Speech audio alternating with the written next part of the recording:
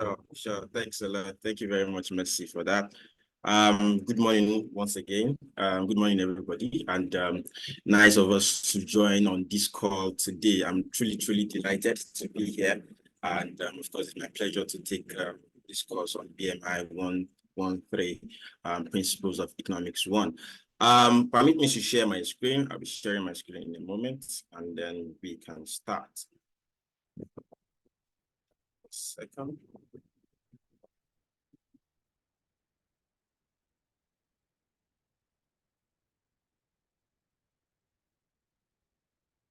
Okay.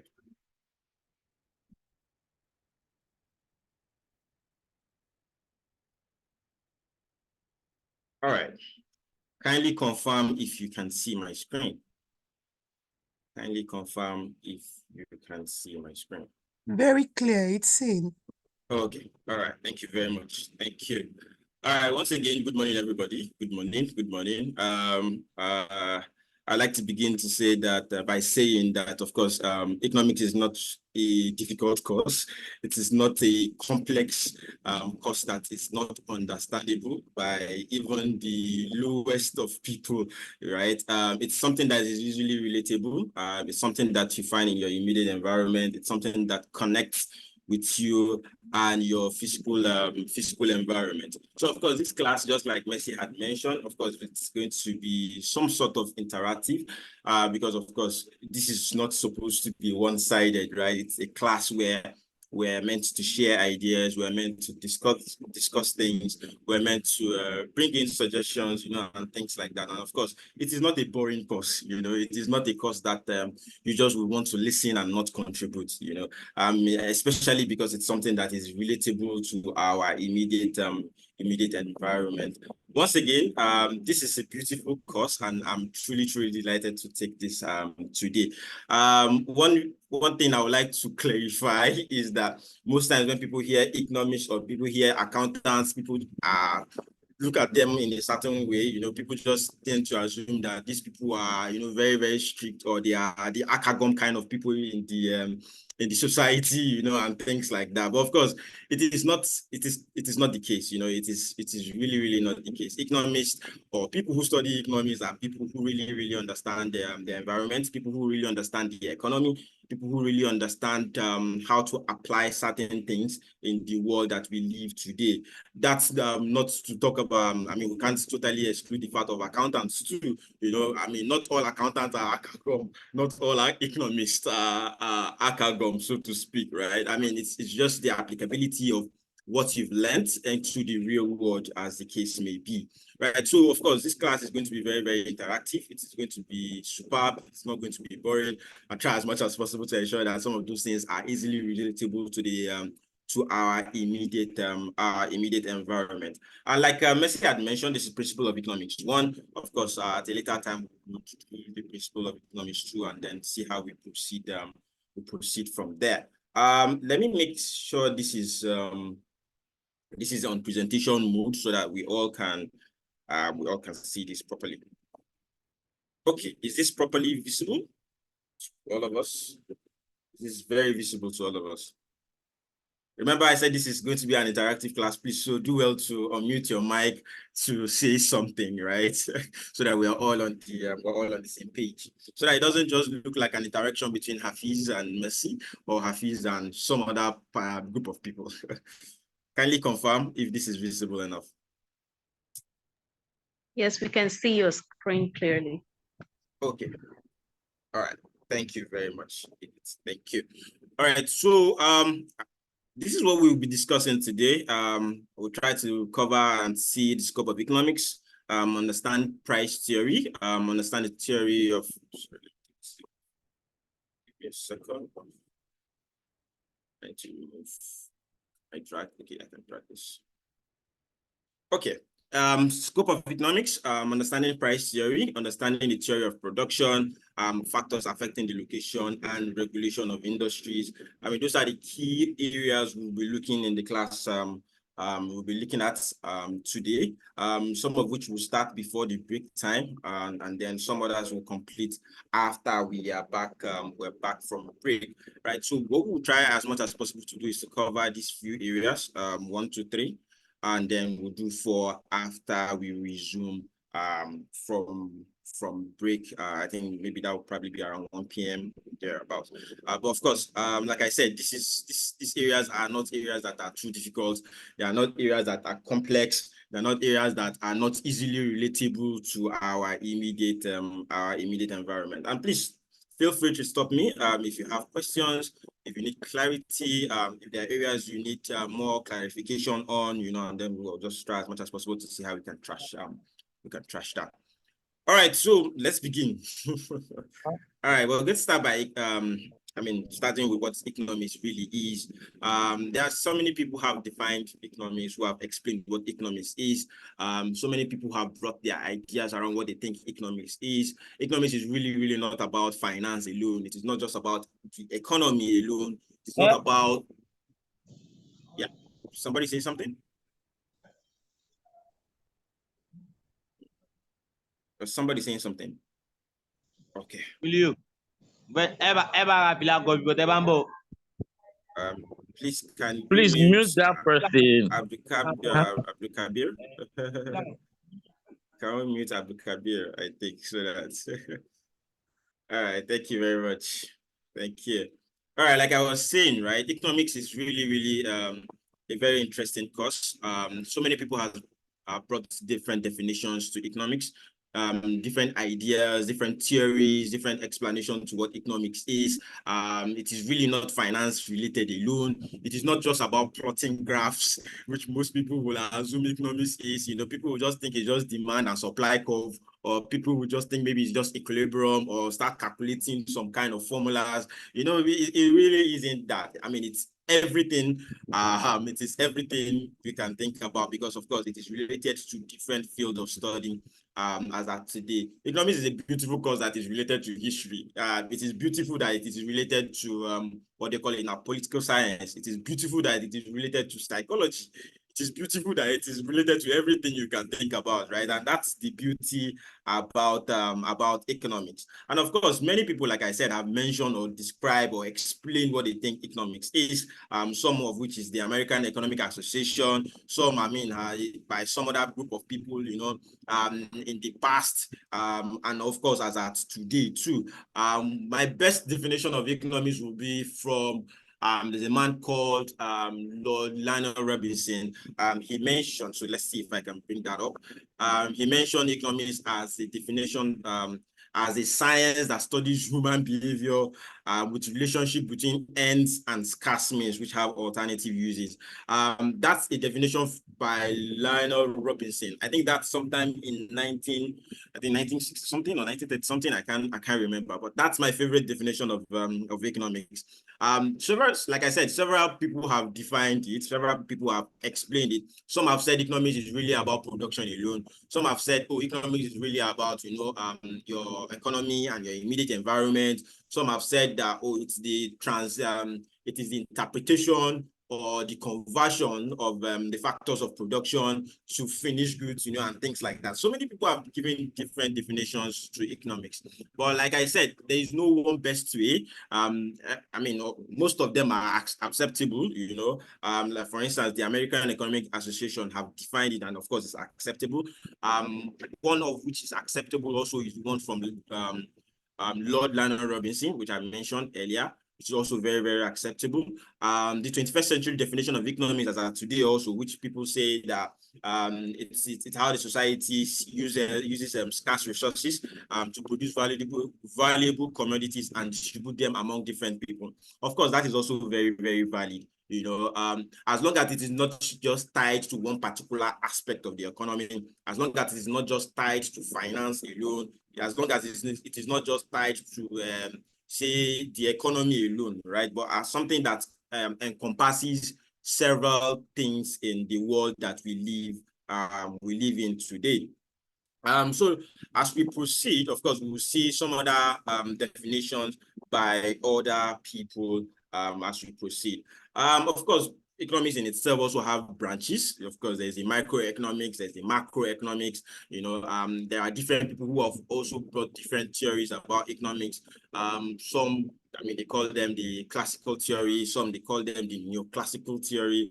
Some they call them what they call in a modern theory of economics. So there are several theories. However, the major areas where it is broken down are two: microeconomics and the macroeconomics. Now, the micro really tends to individuals, tend to companies, tend to how things affect the growth of businesses, how things affect the normal person, and things like that. The macroeconomics, macro now means something that cuts across other countries, right? The relationship between two countries. This is where you start to think about international trade, start to think about barriers, to international trade, and things like that. So micro is something that is small. Macro, of course, is something that is a bit wider, in terms of reach. Of course, we'll see how some of these things are relatable. We'll try to see how economics specifically talk about how the need and want of one person or an individual can be affected. We'll tend to see also how the relationship between two countries can be affected via international trade, which really tends towards the macroeconomics. We're also trying to see also how businesses are affected between countries. We're trying to see also how, let's say, the policies of certain countries affect other countries. So with time we get to see some of those things and proceed accordingly. Now, really, it is impossible for you to talk about economics and not mention one particular aspect of economics, and which is scarcity. The good thing about scarcity is, we find it in our immediate environment.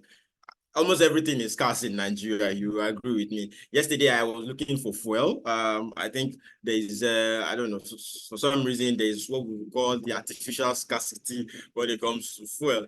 I was looking for fuel and I was driving around town looking for fuel to buy. And then I found myself in a queue, in a very, very long queue.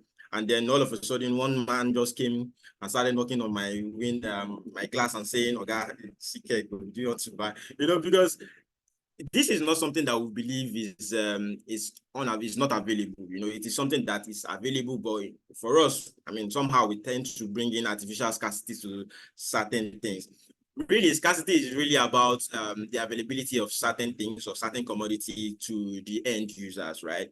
Scarcity is there are several ways we can look at it, right? It might probably be scarcity from the supplier's perspective. It might be scarcity from probably the buyer's perspective. There are different ways you can look at it, right?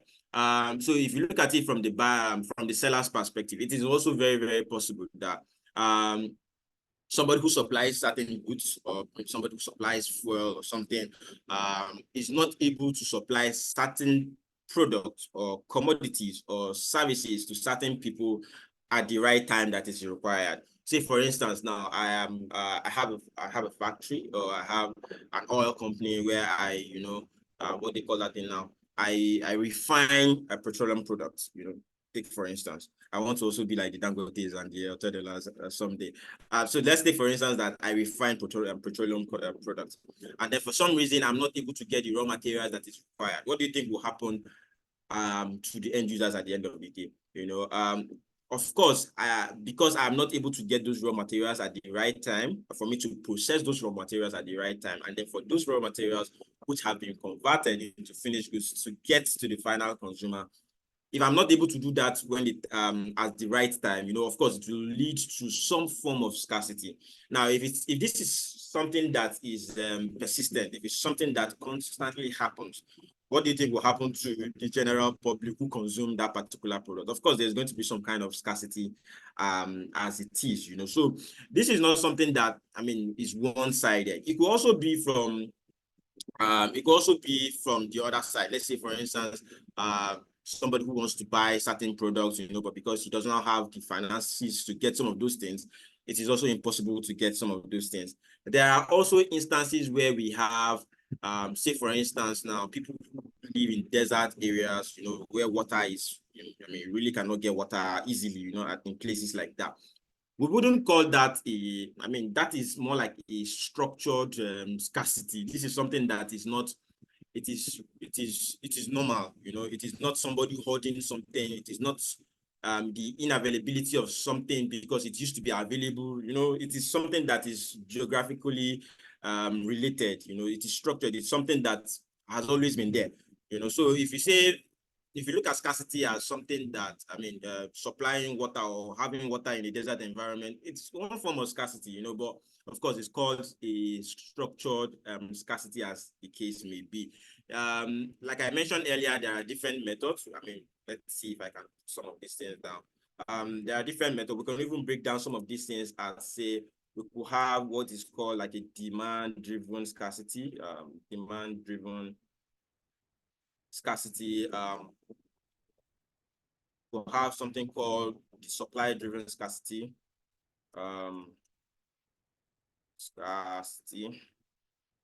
We could also have what we call the structured scarcity, which is really isn't anybody's fault, you know.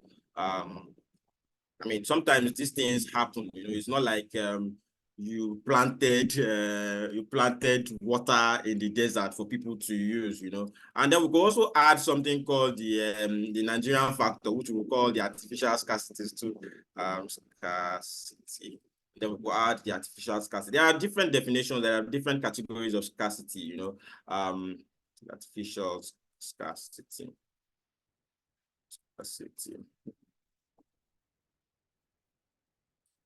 Artificial, scarcity, right? So there are different ways you can look at this. Honestly, there are different ways you can look at it. And scarcity is really something that can be controlled. You know, say for instance, now if you have, I mean, some can be controlled, some cannot be controlled. Say for instance, now I think was it last year or 2 years ago where there was this the Russian-Ukraine war, you know, where we're not able to get fuel in the whole country. You know, it really affected everybody's operation. You know, people couldn't go to work. In fact, people had to park their cars and not even drive, you know. In fact, some people as of today still cannot drive their cars because of the cost of fuel, you know, and things like that. So there are different ways to look at this. And of course, some scarcity can be controlled. Say for instance, now if you have abundance of raw materials, you know, you can keep producing and even save, you know, for instances where there might be shortages. You know, it might not really show on the immediate, you know, because you've already produced a lot to cover for a certain period of time, you know. But of course, sometimes some of these things cannot be avoided. You might have saved a lot, you know, and then you're exhausted the ones you have saved because you are not able to get the raw materials that are required to get some of these things. I'm hoping that this is relatable. I'm hoping that this is something that we can understand. I'm hoping that this is something that we all see in our immediate environment, and it is easily relatable, right? So of course, that's the concept of scarcity. Like I mentioned, of course, scarcity refers to the process where some product or services is unavailable at a certain period of time where it is required. And of course, the concept of scarcity is really easily relatable to demand and supply. You know, if people require certain things and they are not able to get it at that time, of course, you know, it leads to scarcity in itself, right?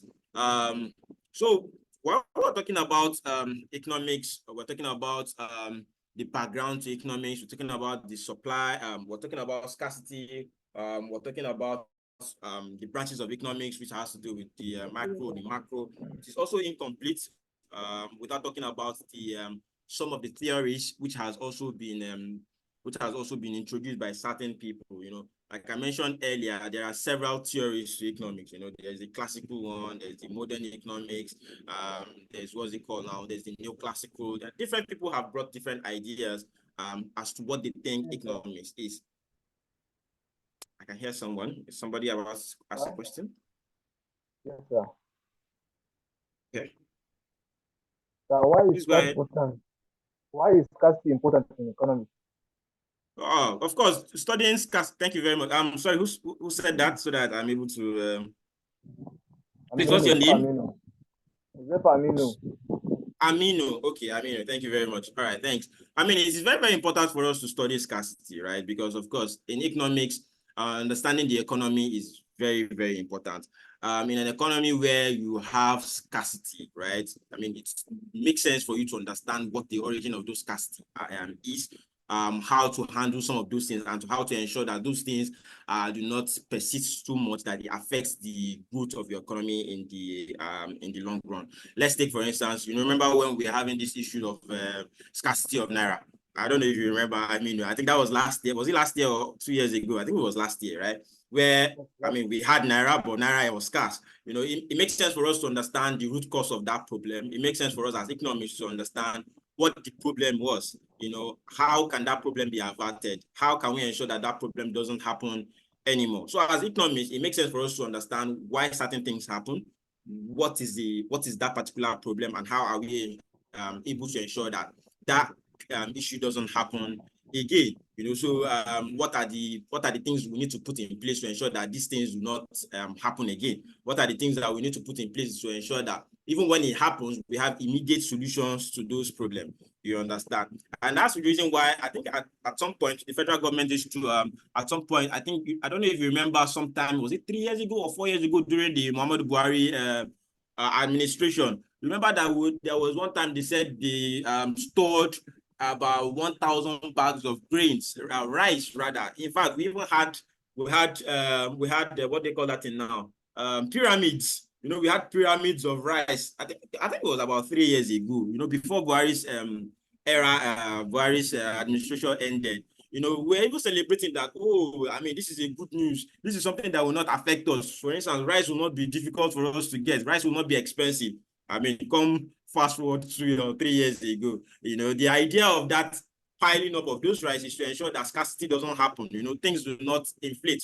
Inflation doesn't happen. We don't spend so much to buy rice. How much is a bag of rice as of today? I think about 70-something thousand naira, right? The idea for that was to ensure that we had enough, to cover for a certain period of time.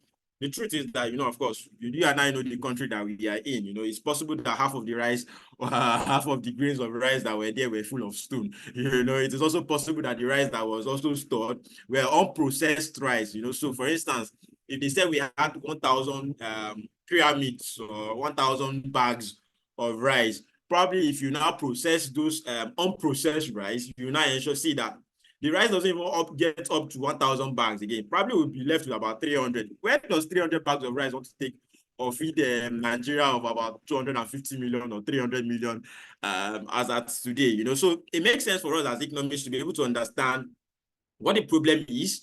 How do we ensure that this problem does not repeat itself? How do we ensure that we have a temporal, if not permanent, solution to the problem?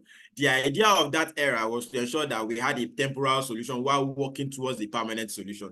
But unfortunately, we are in a situation where a bag of rice is almost 100,000 naira as at today. But we'll continue to survive. I mean, we will not die. we will not die of hunger and starvation. So, but I hope you get the point now. I mean, so it makes sense for us to be able to understand where we're coming from, what we should do to ensure that some of these things will not repeat themselves. And then we're able to solve those problems as we proceed as a nation.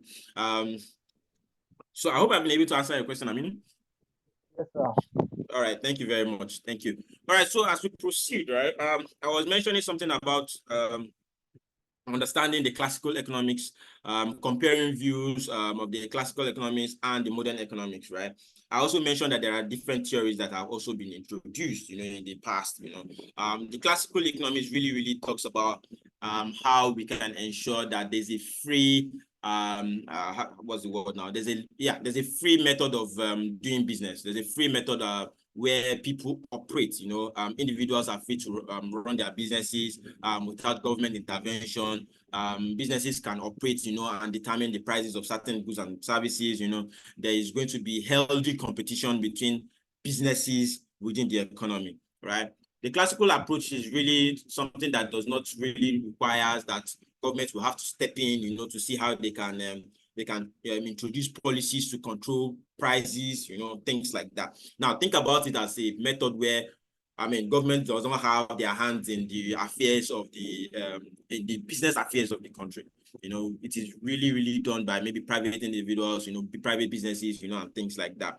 The opposite of that would probably be the modern, would definitely be the modern economics, which has to now do with the involvement of government, in certain areas of businesses, and especially as it relates to the economy. You also remember that, of course, there is a recent incident of the government removing subsidy on fuel. Before government intervention using given the instance under modern economics, government intervened, to ensure that fuel is easily accessible and gotten by everybody, and then they had to introduce subsidies to ensure that the prices of fuel comes down, and then everybody is able to get fuel at a subsidized amount of money, but now that government hands is not involved anymore, so you can see the effect of not having government involved in certain things, and then of course it affects the normal day-to-day operation of certain people. So the economics, the classical and modern economics are two different things. One has to do with the involvement of government. The other does not really have to do with involvement of government. The government intervention is really, really around the modern economics. There are different people who have talked about this in the past. It's saying that it makes sense that government intervenes in certain things, so that the common man does not suffer. The classical law, which is the older approach, is saying that government really does not need to intervene in some of these things. It really doesn't have to. Let people involved in healthy competition. When people involved in healthy competition, some of these prices can automatically come down, because when there's a lot of competition happening, prices of certain things will really can be affected. Either it comes down or it goes down, or it comes up, one of those two things, right? I was also saying earlier that, of course, there are different I was also saying earlier also that there are different theories that have also been introduced, the classical economic theory, the neoclassical economic theory, there's something also called, the institutional economic theory, behavioral economic theory. This is really, really different theories that have been introduced by different people, just to explain what they think should apply, or how, certain things should be done. The neoclassical economic theory is just really like an upgrade of the classical one. Remember that classical one has to do with individuals or businesses operating, doing their business, and then having healthy competition, and then ensuring that the economy drives itself as it is. The neoclassical is just a little addition. Somebody just said, oh, I looked at this theory that somebody has introduced, but I think it makes sense that we are able to add that certain calculations should be done, certain things should also be looked into. We're not able to just say individuals and businesses should just operate on their own, but let's see how we can do practical or apply certain models, apply certain calculations to see how some of these things can be improved. We can't just leave it in the hands of individuals and say, oh, we'll not think about how some of these things can be improved. Other people look at it and say, oh, you know what, we just need to have institutions available. Some institutions should be able to regulate how we operate. Some institutions should be able to determine some of the prices of goods and services that we have. Some institutions should be able to shape the economy as at today, and that's the view of certain people. Some are even saying that, the economic theory is really behavioral. It just has to do with understanding how human being thinks. If you are able to understand how human being thinks, then of course your problem is half solved. And that's the idea that certain or different people have introduced towards economics in itself. And I bet you that there are many, many other theories. There are some other theories from Karl Marx. There are some other theories from, I think it's Austrian economic theory. There are different theories that have been introduced. The whole idea is people looking at how economics is and how they are able to interpret it in their own thoughts. You also can sit down and say, oh, look at the way I'm saying economics like this. I think it makes sense for us to say that once certain individuals are in power, or some certain individuals or certain companies are properly pumped, they are able to regulate the economy as at today. You can sit down and say, okay, I believe my own theory is so and so. People who have developed this are not, do not have two heads, but they are just recognized theories that people have introduced. And of course, they are able to, we're able to study them to see how some of those things are applicable in the Nigeria or in the economy of today. I was mentioning earlier that, of course, economics is something that is very, very relatable to different fields, right? It is very, very related to history. is very, very related to what they call in our political science. It is very, very related to sociology.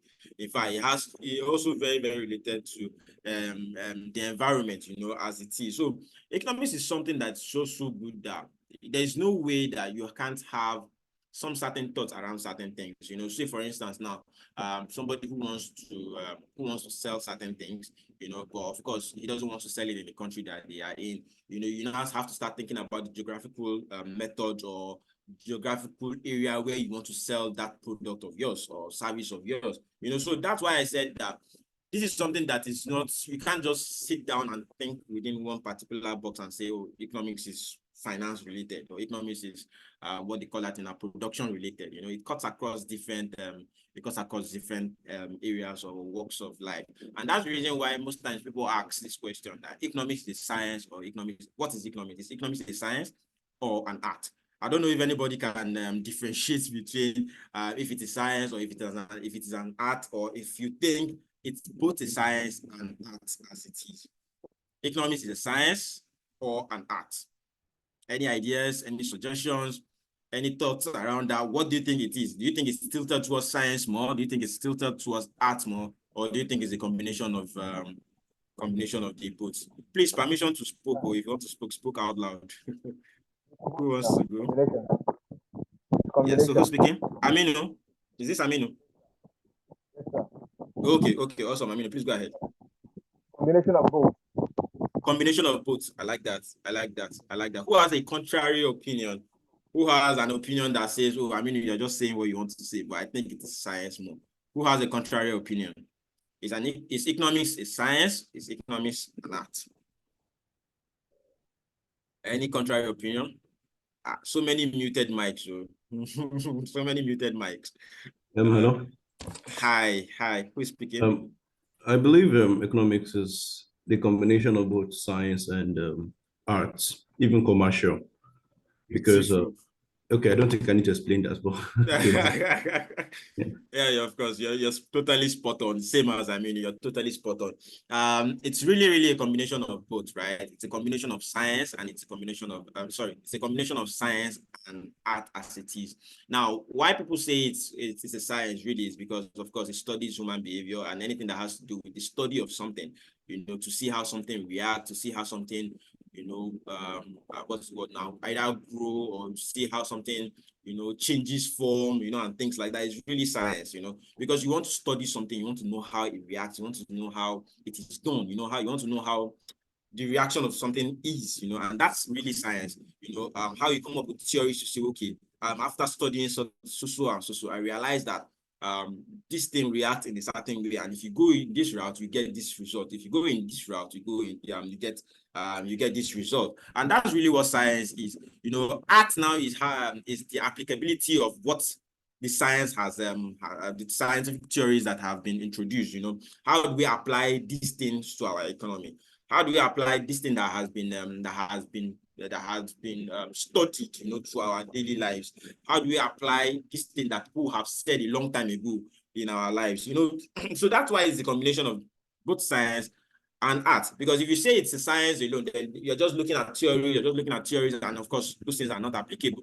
You know, but if you say it's an art alone, then of course, how about the theories that have been introduced? How about the things that people have noticed? You know, how about some of those things that have been in existence in a long time that we are currently applying them as arts today? So that's why it's really a combination of both science and art, and rightly said by David and Aminu. And once again, this really proves the point that, of course, this is something that is relatable to different walks of life, you know, philosophy, politics, you know, psychology, sociology, you name it, right? And there are different proofs to some of these things in existence as at today. So this is just explaining further. You know, I was giving an instance earlier about the geographical location of maybe, let's say, for instance, your target audience or your target customers are South Africans. You know, economics is something that you have to study your end users. You know, you have to study how you're able to take your products to the end users, you know, and things like that.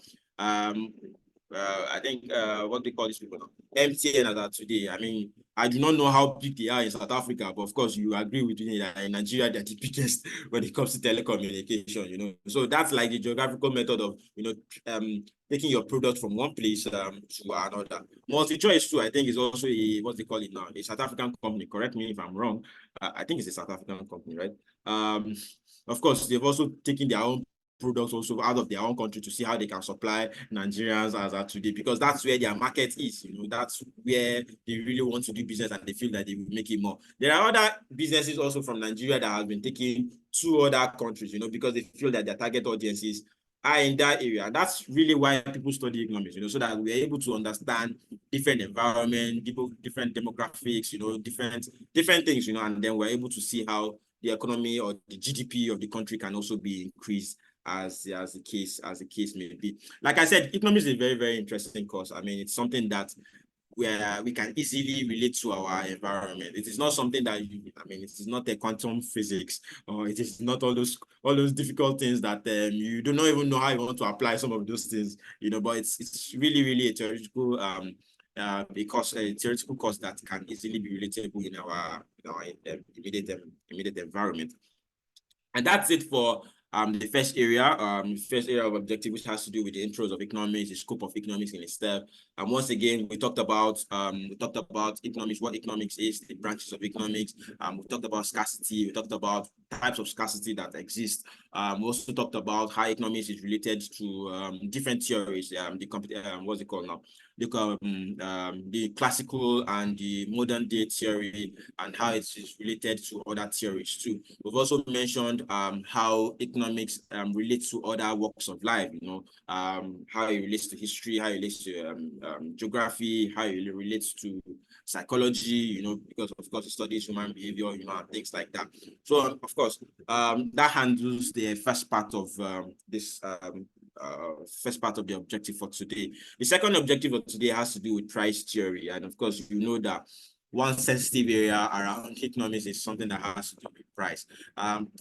Price is something that we all know what it is, you know. You can just, we can use a layman definition to explain what price is. You know, you can say pricing is a amount of money for a particular goods or services for a particular period of time. You know, you can, I mean, it's too simple for you to relate to your to what you know, and really pricing is what it is, now we have to study how pricing comes about. We now have to study what is the determinant of price. We now have to study how pricing affects other businesses. We now have to study how pricing can be regulated, and things like that. So let's see how some of those things can be applied to our business as at today. So there are different determinants of price, so many things can determine the prices of goods and services as at today. So many things.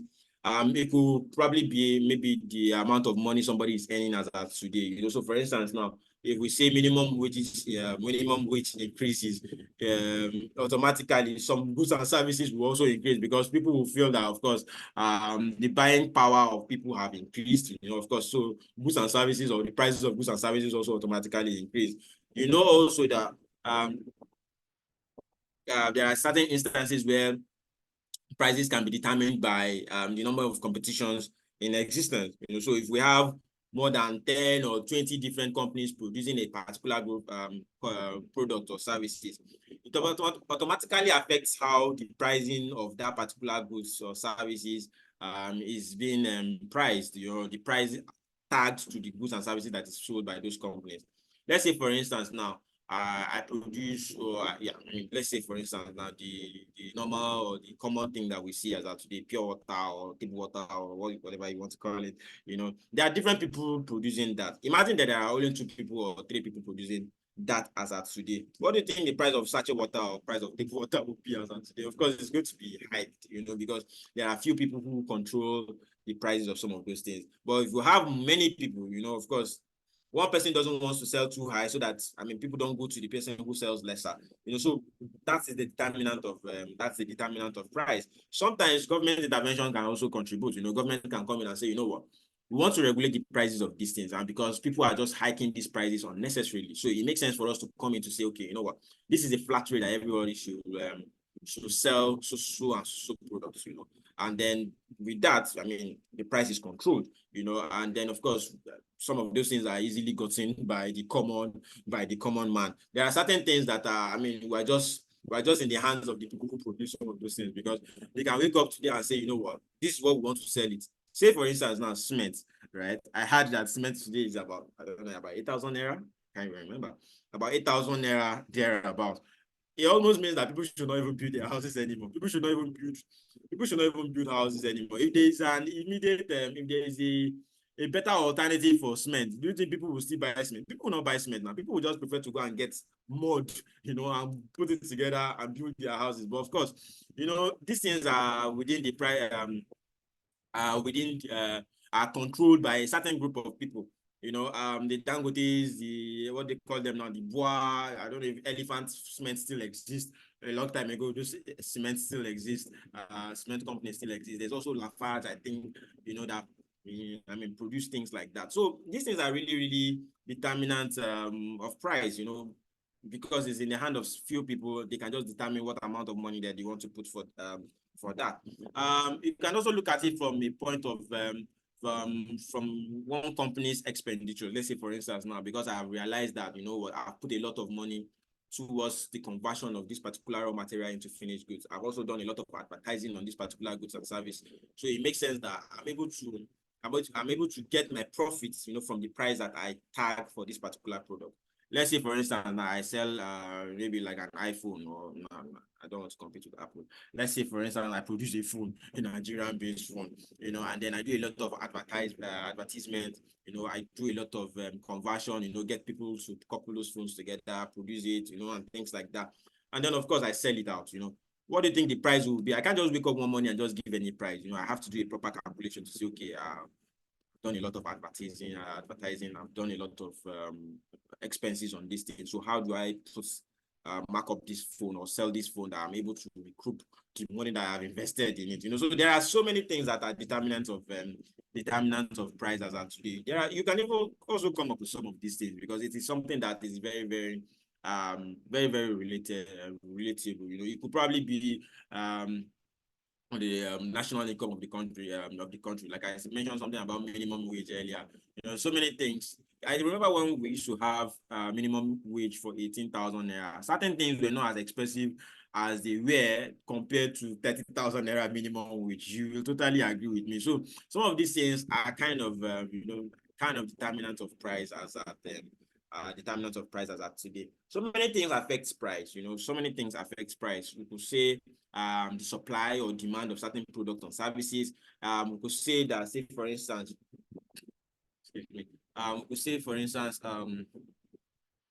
when there's a lot of demand for a particular goods, right, or a particular product.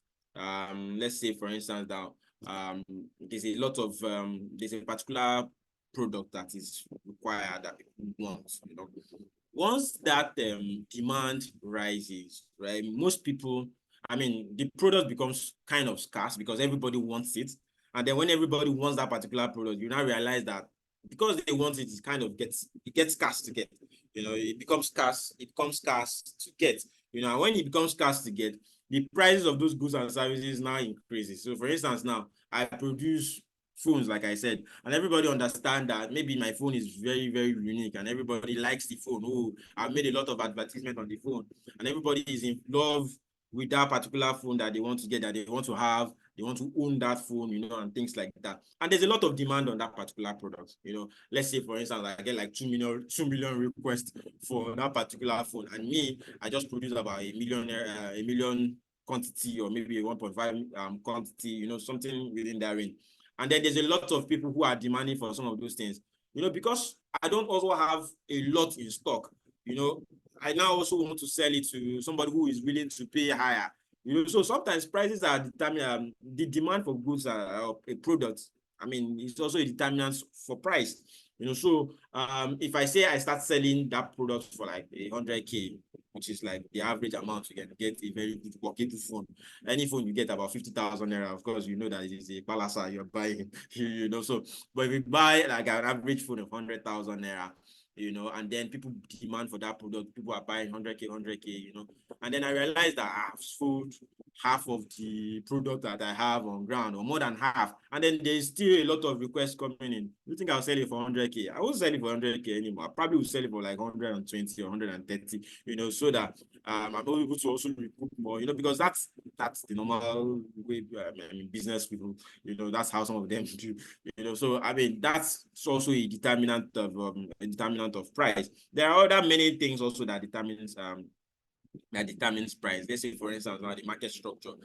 Let's say if it's a very, very competitive market. I mean, if there are many competitors, you agree with me that the price of that particular phone, if there's a phone that competes with mine that also have the same features or probably even better features, of course, people might want to go far to buy that particular product, you know. And then I also have to, you know, regulate my own price also, because I want people to buy from me. So the 100,000 naira that I have put as the benchmark, I probably might even sell it lesser than 100,000 if my competitor is selling his for like 95.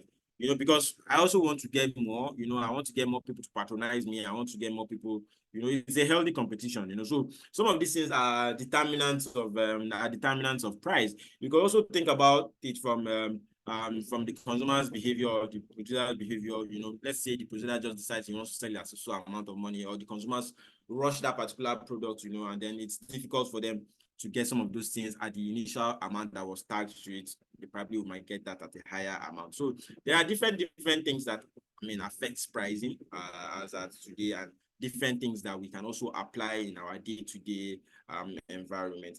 There's also what we call the concept of demand, which is under Hello, something. Hafiz. Sorry to pause you. You have a question on the chat room. Okay, thank you. Sorry, I didn't go back there. So let me find that. Okay, thank you very much. It's chat room. What's the question? It's not loading up. And price be easily controlled in the capitalist economy. Of course. Who is this? Daniel. Yeah. Thank you very much, Daniel, for your question. Of course, it is also it can be controlled, you know.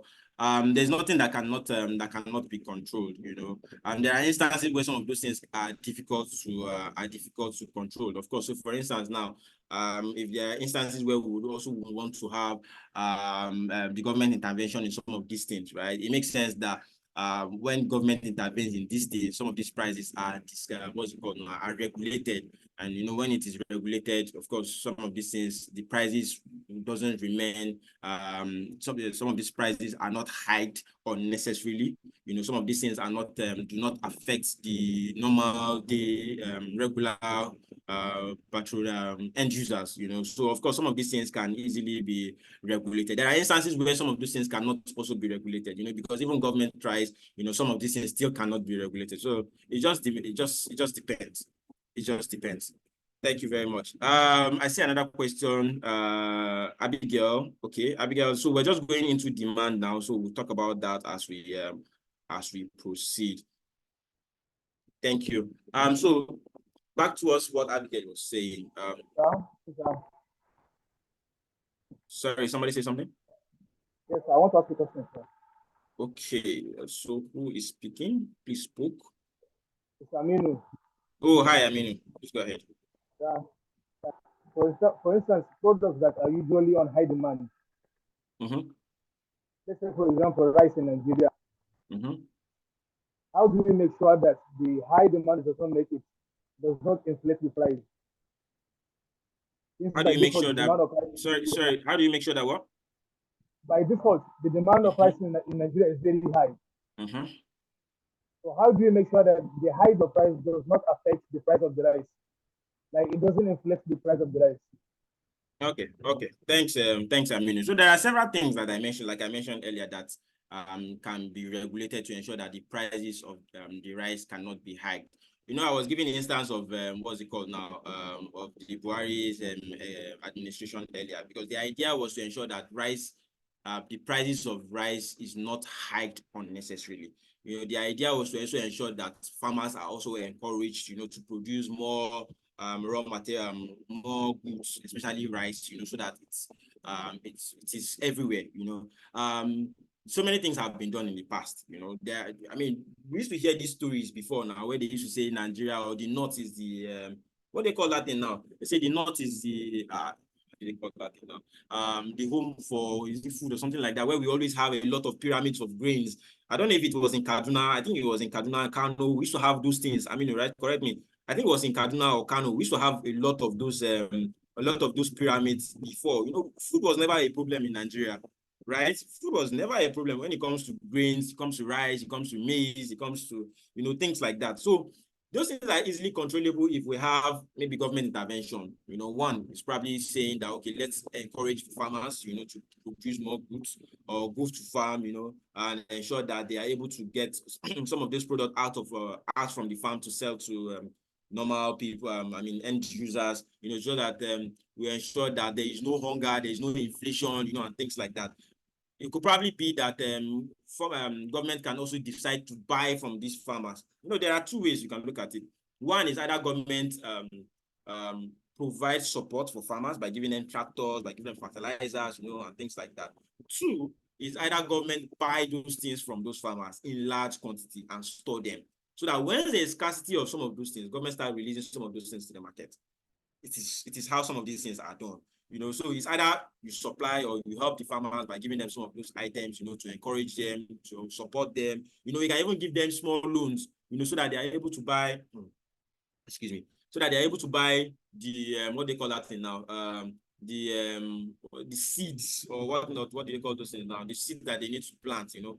You can give them loans to also buy tractors. You can do so many things, you know, to support them, to ensure that some of these things are controlled in the long run. Because of course, you're not doing it because you want them to immediately, I mean, plant and then those things come out. It might probably be something that you start to see the effects maybe after 6 months or after 1 year, depending on whatever the farmers are doing. But some time ago, hunger wasn't a problem in Nigeria. You know, food wasn't a problem in Nigeria. Some of these things can be easily controlled. It's just to see how some of these people can be encouraged. But right now, even farmers do not want to go to the farm, right? I mean, farmers do not want to go to the farm because one, they are scared of bandits. Two, they are scared that something will happen if they go to the farm. Maybe one person will just come and kidnap them, and then they start asking for ransom of 2 million naira that even the farmer has not seen for 5 years. He has not seen 2 million naira for 5 years, but how does he now want to go and pay ransom for his dad that has been kidnapped? You know, so some of those things are really something that affects our country as at today. So as long as some of these things can be controlled, if there's security, right, which is one thing that affects our farmers too. If there's security, if there's support to the farmers, of course, some of these things can also encourage them to also go to the farm to produce more. You know, if there are certain interventions that governments will introduce, you know, maybe buying some of these farm produce from farmers when they produce a lot and then they do not have where to sell it, government can buy some of these things from them, you know, store it, and then when it comes to a point where some of these products or rice, for instance, is scarce, you know, they can now start bringing some of these things out, you know, to encourage, to ensure that there is no scarcity in town. Have you heard of this recent thing that happened in, I think that was it last month or 2 months ago? This governor from Niger State, what they call him now, Governor Bago or something like that, where he's trying to ensure that trailers do not come into the state to buy goods in large quantity. I don't know if you had heard of that recently. I mean, so this is something that, I mean, I wouldn't say it is good. It's really not good. But I also understand from the perspective of the governor, because he's trying to ensure that there is no hunger in his own state. But, you know, if you are trying to control that, you know, in your own state, how about other states that also need some of those things? You know, so there are different things that different people are doing, you know, just to ensure that there is no scarcity in their own town, or there is no scarcity in their own economy or their own area of operation, you know. So there are different things that people are doing, but the idea is to see how it can be encouraged on a larger scale, and the farmers are also encouraged. This is not just farming related. It could also be related to people who produce other things, people who, I mean, do some form of services or the other. So this is not just it is not just farming related. I also understand that certain companies are leaving the country because of the cost of producing certain things. So some companies have left this country now. They've left Nigeria because they can't cope. The cost of fuel is increasing, cost of taxes are increasing, cost of this and that is increasing. In fact, they are frustrated. You know, it gets to the point where they leave the country and say, you know what, Nigeria will not kill me. Let me just leave this country and go to Ghana or go to Kenya where they will not frustrate my life, you know, and things like that. So until we're able to put some of these things in, our government is able to intervene in some of these things. I mean, we'll just keep suffering and smiling. I mean, I hope I've been able to answer your question. I mean, are you there? Yes, sir. Yes, sir. Okay. All right. Thank you very much. Let me see. Is there a question in the chat room? Okay. David, Jimoski, a situation where the demand are more than the productivity and you do not have enough resources to produce, how do you manage such in an economy? Thank you very much. Thank you very much, Jimoski, David. I mean, there are certain instances where, of course, there are a lot of demand. You know, there is instances where what they call it now, your demand exceeds your supply, right? It is not, we can't say it is impossible because it always happens, you know. So what some companies do is to ensure that they produce more than enough, you know, so that once some of this starts to come, they start bringing out some of the ones that they've stored. That's one thing. The other thing you can also do, if it's something that requires probably getting loans or getting some form of government interventions, you know, to support you, you know, to get the materials that you need, you know, so that you can produce more to serve the supply, to serve the constant demand that comes in. Of course, you can do that also, you know, but resources can be in different areas. You know, you can think about resources as human resource. You can think about resources in, as finance resources. You know, you can think about resources in probably natural resources that you use to produce whatever you want to produce. You know, so there are different areas you can look at it. Let's say, for instance, now, your resources might be human beings, right? Humans or labor, as the case may be.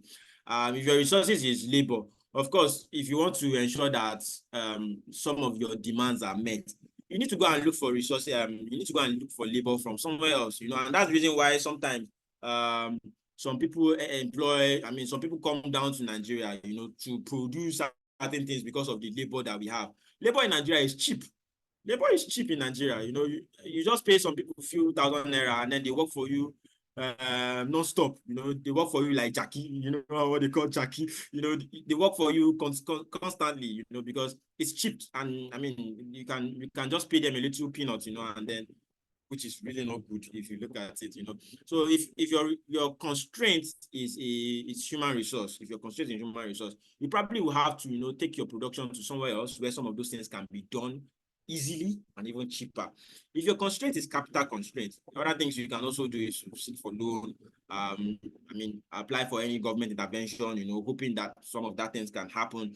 You know, if that's your constraint as a resource. If your resource also can be what they call that thing, your constraint can probably be seasonal. You know, so for instance now, if you plant and I mean it only springs up during rainy season, you know, you need to start thinking about how, I mean, you can ensure that artificial or what they call that in now, irrigation or something you can be done, you know, so that you do not have the constraint of seasonal. You know, you have thought about using probably technology to help ensure that you bridge the gap between supplying, producing, and also supplying your end users. I don't know if I've been able to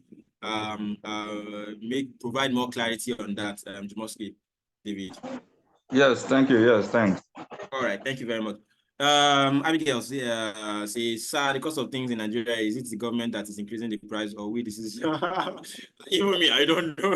Even me, I don't know. But one thing I know for sure is that some of the cost is we humans. I mean, we Nigerians, we're the cause of our problem. You know, there are so many things that we do that is uncalled for. You know, I mean, I was giving you an instance of yesterday when I went to look for fuel, just small queue, and then the person already saw the frustration in my face, and then the person brought keg to say, Oga, buy 5 liter. Guess how much he wants to sell a liter for fuel for me? 800 naira or 850 naira thereabout. You know, and I knew that if I had waited maybe 15-20 minutes, I might be able to get that fuel, you know. But sometimes we are just, you know, we sometimes create artificial scarcity, you know, so that we know that once we have acquired a lot, you know, and then once the thing is out of supply, we can now bring out the ones that we've acquired and sell in a higher amount of money. You know, that way we ensure that we make more profit. I mean, we Nigerians, what do you call that thing? They say the average Nigerian is very wicked. The average Nigerian is very, very wicked, you know, because he just wants what will benefit him alone and his own family, you know, and that's the reason why all these politicians who are there, we don't trust all of them, you know, because they want to just acquire some of those things for themselves alone, you know. So Nigerians is the cause of most of the problem that we are facing today. You know, it is also possible that there are good people who are trying to do good things, you know, but there's also few people who are trying to ensure that some of those good things that are being done are being crippled. I don't know if you get what I'm saying, you know. So some people are just there to frustrate the government, you know, probably opposition party, I do not know. Probably people who are just wicked normally, you know, it might be different people. I don't believe it's government, because I mean, the idea of government being in existence to ensure that certain things are being regulated, you know, government wants to ensure that what's the word now? The common man is being considered, you know. Government wants to ensure that some things are done in a certain way so that common man doesn't suffer. I mean, the government is not in existence ideally for the people on the top, at the top, you know. It is in existence so that the people below do not suffer the heat too much, you know. But right now, we don't even know if the government are thinking about the people who are down, but they are thinking about the people who are up, you know. They just want to pack as much as possible that they want to pack, and then ensure that the government pocket is empty. But of course, that's a conversation for another day. Let me not drag this whole thing too much. Any other questions? To me, many problems in Nigeria. Of course, we're the causes of all our problems. The causes of our problems. So let me go back to the conversation for conversation today. Please drop your comments if you have, and then we will proceed as it is. Thank you very much. All right, so going back to what demand is, right? Demand is simple. I mean, it's like I said, it's a very, very layman thing. You know, demand is really what people want, you know, and then are able to pay for that thing at a particular period of time. It's really, really simple. It's something that somebody is interested in, you know, and then I can pay for what I'm interested in at a particular period of time. Do you know that there's a difference between want and need? Right? There are two different things. There's something called want. I want something and I need something. Can anybody differentiate between those two things? You know, I want something, you know, and I need something. There are different things. The economists in the class or in the room, can you kindly differentiate between those two things? Still in the concept of demand, there's a difference between want, I want something, and I need something. Any difference? Or are they the same thing? They are not the same, sir. Aminu, is that Aminu speaking? Yes, sir. Okay, awesome. So why do you say they are not the same? A need is something that you do without. Basic necessity. Okay. Basic Want, how about want? Want are secondary things. Okay. Needs are the primary, like food and shelter, for example. While wants, for example, a car, other vehicles, for instance. Those are that. Okay. Thank you, Aminu. Any contrary opinion? Anybody who thinks what Aminu is saying is rubbish? Aminu, please don't mind me. Any contrary opinion? Anybody who thinks what Aminu is saying is not true? Where is David? Where is Abigail? Any contrary opinion? Hafiz, you can check in the chat room. Zainab dropped her contribution. Oh, thank you very much. Edith. This is amazing. Awesome, Zainab. Thank you very much. Thank you. No? Other contrary opinion? Yes, Daniel. Yes. I've been waiting to hear your voice. Needs are necessities. Like there are things that are very important that you cannot do without. Compared to wants. Wants are based on desires. All right. Any other? Nobody's giving contrary opinion. You are saying the same thing. No contrary opinion. No contrary opinion. Okay, Abigail say wait. All right, I'm waiting, Abigail. I want to hear what you want to say. Who is this Bello? What is a desire while you need is something that is a necessity? Okay, so this by Bello, you're saying there are two different, you're saying it's in the opposite direction. Okay, that's right. Need is something that is needed to survive. Abigail, I'm waiting for you to land. Is that where you want to stop? Is that where you want to stop? Other contributions. Who else is there? Okay, so that we don't waste so much of time, right? You guys are all correct. Want is something that an individual desire. You're right, Abigail. I mean, you're right. You're right. So we're all right. Yeah, we're all very, very correct. The need is something that the person wants at that, but not want now. It's a necessity, I need food, I need shelter, I need clothes, what's this thing called? What's that thing called? What's they call that thing again? I can't remember what that thing is called. Theory of needs. I don't know if you remember, there's something called theory of needs? Where they said that, I think it's something around Abraham Maslow theory of needs. Yes, thank you. I don't know that we have plenty gurus here. In fact, I should just give you need to take over. Come and continue. Come and continue the class. Honestly, I need to just rest a little. Honestly, you're very, very correct. Yes, Abraham Maslow hierarchy of needs, right? Where there is what they call that thing now. People need to eat, right? Which is normal. People need to wear clothes, which is normal. People need to have shelter, which is normal, But when it now comes to want, want is you want to have it, but it is not a necessity, right? You want to have it, but it is not a necessity. It's not something that affects your livelihood immediately. It's not something that you cannot do without. People cannot do without food, can they? No, they cannot. People cannot do without water, can they? No, they cannot. People cannot do without shelter, can they? No, they cannot. But can people do without cars? Is a car a necessity or a want? A need or a want? Where is these people now? Daniel, is car a necessity? Is car a need or a want? Zainab, where are you? I can do without a car. I can do without a car. For me, I feel car is a want. Because car is a want. I don't think I think you need more of your legs than your car. Abigail says I will trek. Where do you want to trek to?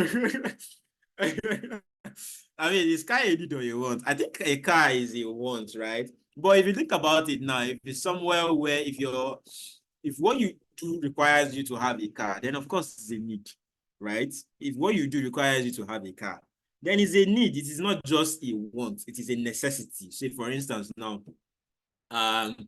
you travel on a daily basis, right? Thank you very much. Thank you so much. That's what I was about to say. Depends on the situation, right? It depends. So there are instances where you have a situation where you need to have a car, because of course there are some people who do set up some certain type of businesses where you cannot carry certain things on your head. You can't say you want to supply a bank now with certain things, maybe some certain products, and you have regular customers there. You can't start to carry, and those things that you supply them are heavy items. You need a car, right? You absolutely need a car to carry some of those things to your customers. There are instances where you do not even need a car. Say, for instance, now I'm somebody who sells. What can we think about that does not require you to carry a heavy item? What can we think about that it doesn't require something heavy? There are several things that you can carry that you can do without using a car. So my point is that certain things are needs, certain things are wants. It now depends on the situation you find yourself. Thank you very much, Mr. Sonny. Says human beings are unlimited. Yes, human beings are so unlimited, but the resources to satisfy those needs is where what is scarce at the end of the day, and this ties to scarcity. Because there are so many needs that we want, so many wants. Few needs, so many wants, but the resources to satisfy all of those things is always very, very limited. Daniel, you say you have an argument. I want to hear what you want to say. Spoke, please. Well, I understand the concept of it's important to have a car based on necessity, right? Yes. But this is the thing. There's no I would say you don't jump into a business without a plan. So generally speaking, you need to have gotten the car first before wanting to need that car. You will not just enter a situation where you now become desperate for the car. Wait now. David, wait. Daniel, wait. So what if buying that car, right? You need to kick off the business first before buying the car. What if you end up using the resources that you need to use to start the business to buy the car? What if you don't have money again to buy the items that you need to start the business that you want to do? Which one do you think comes first? Starting the business or buying the car? Okay, let's assume we start the business first. It's not possible. Wait, it's not possible for you to buy the car immediately, which means you would already have a way of surviving before getting that car. Making the car a want, not a necessity. I hear you, Daniel. I hear you. Thank you very much. I hear you. I think I understand where you're coming from. There are instances where, of course, like I said, it just depends on the situation of things. It now boils down to how well you are now also able to plan as a person. There are people who planning is their problem. Some people just want to do things the way they think about it without proper planning. And if you cannot plan yourself, then, I mean, how did they say that thing? Now, if you don't plan to, how did they say that thing? Somebody help me. If you fail to plan, is it fail to plan, or if you plan to fail? How did they say those things now? If you fail to plan, then you plan to fail, right? Yes. If you fail to plan, then you plan to fail. So it now boils down to planning and how well you're able to plan yourself, and then how well you're able to appropriately position the resources that you have. Car is a necessity in rural areas, and car is a want, I hear you. Skill of preference settings. Absolutely. Salmon Mbola. Bello Stephen, you have your hands up. Please go ahead. Sir, my take on the matter is that if, for example, there's a certain saying that fear the way you are dressed. I hear you. I hear you. The way you appear, the way you are dressed, I think that's the right thing. So in this case now, you are trying to sell an idea whereby you need to appear a certain way for the idea. So, and you need a cap as certain things for this thing to be sold out. So, and you are saying that, okay, just because you don't have the capacity or you have the capacity, but it's not a need at that time. Please, will I keep the money I'm using for transport? Why go to that? At the end of the day, I will lose the contract because I don't look like what I'm selling. I hear what you're saying. I hear you loud and clear, Bello. I hear you loud and clear. I mean, you're sounding like somebody who is a very, very corporate marketer. I mean, I'm not saying it in a bad way, but I'm saying it like somebody who, there's a way you need to think about things, especially if you want to position yourself in front of your end user or your clients or your end users. Like all those insurance people. Thank you, Daniel. Yeah. So, if you package yourself well, there's a way that they look at it. This person, I need to do business with this person. This person looks like somebody I will not steal my money and run away with it. So it just depends on how you appear. I totally agree with you, Bello. I totally agree with what you're saying, So, I mean, like we all said, also, it depends on the situation. There are instances where you feel you can do without having that car at the immediate. If it's something that you feel you can do without fine. If it's something that you feel to affect your own sale too as a person, if you don't have a car, then of course it turns to a need. It's not just a want. Thank you very much. Thank you very much all for your contribution. I think we've dragged this for too long. A need is something that you needed to survive. A want is something that you need to do. Absolutely. I totally agree with you, sir. I totally agree. Let's go back to the subject of the day before we take so much time. And so it brings us back to demand, right? It brings us absolutely back to is that a question? You must give us something today. I leave it to Messi and Edith, and they will find something to give you guys. I leave it to them. All right, so let's go back to the subject of the day. Concept of demand and demand, right? It's something that you want, and you have the money to pay at that period of time. There are so many things that that contributes to what the demand for goods and services will be. So demand, like I said, I mean, it's more towards the person who is interested in the goods and services. It is not tilted towards the producer. There are instances where even the producers demand, say for instance, now I produce certain things, but I also demand certain things, especially to produce what I want to produce. Say for instance, now I'm somebody who produces biscuits, biscuits, right? For me to produce biscuits, what do you think I will need? I will also demand certain things, right? I probably might demand wheat. probably might demand butter. I probably might demand water, right? Sugar, what else do they use to make some of those things? So there are instances where even the supplier becomes the person who also demands. So demand is something very, very broad. As long as you need certain things, to ensure that something is met or certain things are met, you are in demand. Even the suppliers, like I said, becomes somebody who is in demand.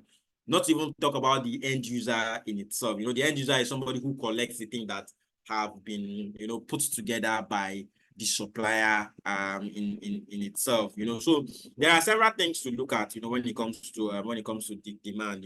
Several things determine are determinants for demand. Let's say, for instance, now today I used to earn 50,000 naira. Tomorrow I earn 100,000 naira. Do you think I'll be buying the things I used to buy 50,000 naira? No, now levels don't change. I definitely change. So if I used to buy what will I say now? If I used to buy half crate of egg before, now that I'm earning 100,000 naira, do you think I'll buy half crate of egg? I'll be eating anyhow now. I'll buy 1 crate of egg or something like that. Because I feel like I have landed, not like I have landed, but of course my what's it called now? My income has improved, has increased. There are so many things that can affect demand, positively and also negatively. So positively now, when we say, what's it called now? The prices of goods and services too. Let's say, for instance, now, if something is cheap, you want to buy more now. You will definitely want to buy more, especially if you think you need that thing. If the things is if the cost of that particular item is expensive, then of course you will not buy more because you'll be worried that spending a lot of money on this thing. How do I do it? There are also certain things that, irrespective of whether it is expensive or it is cheap, you still need to buy it. You don't have a choice. Let's say, for instance, fuel, right? If they sell fuel for me 800 naira, do you think I will not buy it? I definitely will buy it, because I do not have a choice. Irrespective of my income, except if my income gets to a point where, I know that I cannot drive anymore. Then I park the car, then I take Abigail's advice and I trek, right, Abigail? So, but I mean, nobody wants to get to that point, at some time, But there are so many things that are the determinants of the demand. It could probably be what you earn. It could probably be the prices of some of those things. It could probably be your own preference as a person. Let's say, for instance, today I tried Milo, and after a while, I had an experience with Milo, and I do not like it anymore, and I start demanding for maybe Bonvita or thereabout. There are so many things that are the determinant of that, and there are so many components too. But out of so many, we've just been able to highlight about 30 components of demand. The willingness to pay, the price sensitivity, shifts in demand. There are several things that affect demand in itself. Like I said, you cannot demand something when you cannot pay for it. Then what's the point? The prices of things also determines whether you really need that thing or you do not. If the thing is expensive, then you start to think about the preference that, do I really need this thing? Do I really want to use it? And things like that. So many things determine the prices of demand. And of course, demand is very, very important. It's important from the supplier's perspective, because if I know that on a daily basis, I have about 10,000 people who demand for my product and services, it's easy for me because I'm able to forecast, to say that, if I'm able to supply 10,000 people on a daily basis, on a weekly basis, I'm able to supply 7,000 people. On a monthly basis, I'm able to supply maybe 100 and something thousand people. It's easy for you to be able to forecast in that regard. But if you're not able to know the number of your demand, if you're not able to quantify your demand, then you're in big problem, because that way it affects your own calculation as a person or as a business, because you do not know how many people are interested in your goods or in your services. It's also very, very important because to be able to demand is also very, very important because you're also able to determine the price of certain things. If I realize that I have a lot of people who are demanding for certain things, there are two ways. It's either when I realized that when I started the business, because so look at something that happens often in Nigeria, right? When people want to introduce a new product, they start by crashing down the price. Correct me if I'm wrong. They start by crashing down the price. So when they crash down the price, they now realize that, once we're able to have more people interested in our service or in our product, they now start scaling up the price. When they now see that people are rushing those prices, they start increasing. We now realize that it's not the same product that I bought 100 naira days ago. Now it's amount, 800 naira. You know, it's hard to think why is things like that, but it's the demand for those things that is and that ensures that the prices increases. You know, sometimes when people demand for certain things more, you know, your own product becomes scarce. Sometimes it's not even it's not from the suppliers, it's not the supplier's fault, you know. Sometimes it's the middleman's fault. You know, there are, what do you call that thing now? Sorry, excuse me.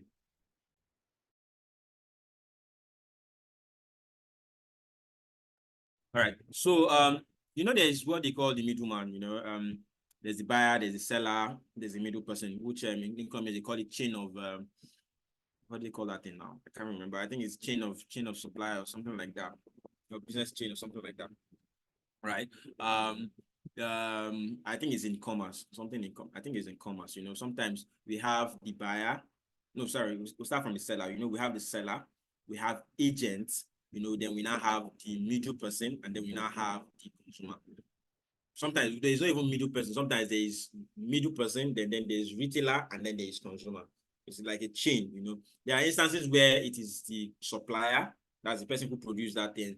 There's the agent, and then there's the consumer.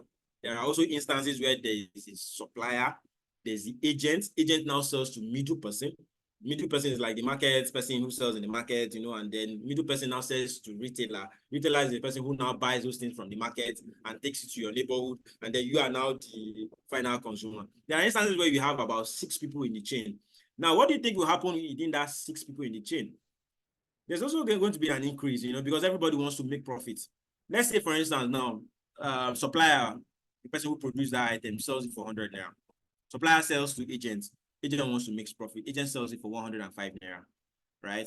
Agent sells it now to middleman, which is like the market person. You know, market person now sells it for 110 naira to retailer. Retailer now sells it for 115 naira to end consumer. End consumer now, if he wants to now cause problem, he now wants to now sell it to another person for a less. But of course, it doesn't apply like that. But you know, the people involved are sometimes people who determine the price of some of these things, you know, because if the agent decides to hike the price because he does not have a lot in supply, you know, say for instance, he bought it for 100 naira, but he now decides to sell it for 125 naira. How much do you think the wholesaler will sell it, or the middle person? That person will probably also will sell it for 130 naira, 135 naira if the person doesn't choose to be wicked. If the person doesn't choose to be wicked, he sells it for 135 naira. How much do you think the retailer will not sell it? Retailer will probably sell it because he also wants to make profit. Retailer will sell it for like 140 naira. How much do you now think the final consumer will buy it? Buy it for 140 naira. And then he starts to think, how come?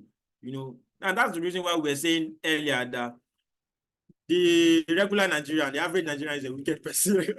The average Nigerian is a wicked person, you know, because everybody wants to make money, everybody wants to make profit, you know. There are instances where, let's even say the agent is fair, you know, agent buys it for 100 naira, and then he sells it to the wholesaler for like, let's say 105 naira. The wholesaler now, because he does not have a lot in stock, and he knows that the agent have already told him that, you know what, this thing is going to become scarce because the producers does not have a lot anymore. Opportunity for the wholesaler. Wholesalers now inflate it because he bought it for 105 naira, he now sells it for 130 naira.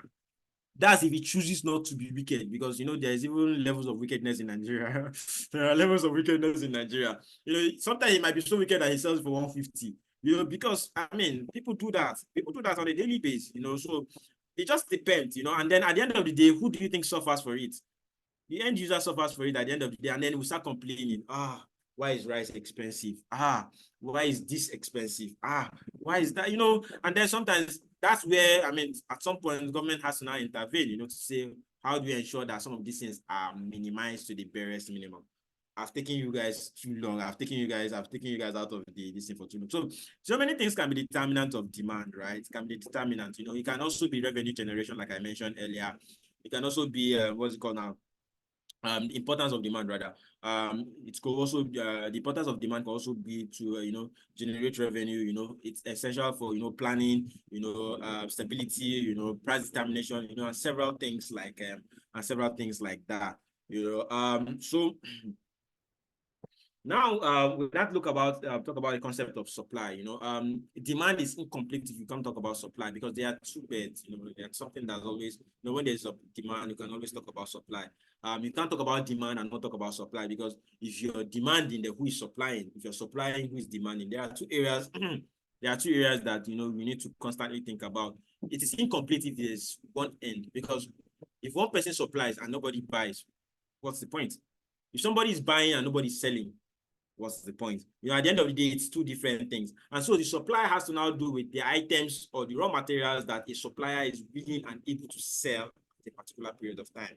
You can't choose to say you want to sell certain things and you don't even have the things that you want to sell on ground. It doesn't make any sense. So supply in itself, it's when you are able to sell certain things that you have in existence to somebody who is interested in buying. Just like demand, there are so many components to supply. There are if you have a lot of raw materials and you produce a lot of things, you're able to supply many people. And one thing also is that once there are a lot of people who supply excuse me, when there's a lot of people who supply a particular product or service, it automatically brings some kind of competition. And when it brings that competition, prices fall. I know you will notice that also, because when there's healthy competition, the prices of one particular thing doesn't stay for long, because everybody wants to also have a market share. And if you are interested in having a market share, then of course you want to also bring down the price so that people can divert to your product or service. So once you're able to determine how you are able to control your price because of competition, then of course you can also determine how some people are demand for your products and services. Some of the components of supply, like I mentioned, also depends on the behavior of the producer. If you have a lot of those things that you want to sell, how do you ensure that the prices are stable? If you have stable prices, then you have people who constantly continue to buy. If your prices keeps increasing, then everybody's going to find the immediate alternative. Because if you have an instance where there is no immediate alternative, then people will just be like that. Let's take, for instance, multi-choice or DSTV or GoTV, as the case may be. Because there is no healthy competition, I think they are the ones who have, except there's other ones that I do not know about, but they are the only ones, and that's the reason why you keep seeing that their prices keep going higher. I do not even know how much subscription for DSTV is as of today. I know for GoTV, and it keeps going up. There are other cable ones, but their services is not top notch as multi-choice services. So multi-choice doesn't really have a very, very competitive competitors. So if they have people who are also very, very interested in if they have people also who are able to provide the services that they are providing, do you think people will continue patronizing multi-choice? People will dump GoTV, people will dump DSTV, people will dump what they call that in Nigerian net or Mnet or what they call that thing now, that they provide. So it is when you have a lot of people, that produce some of those things, then it also determines the prices that you give out for your services.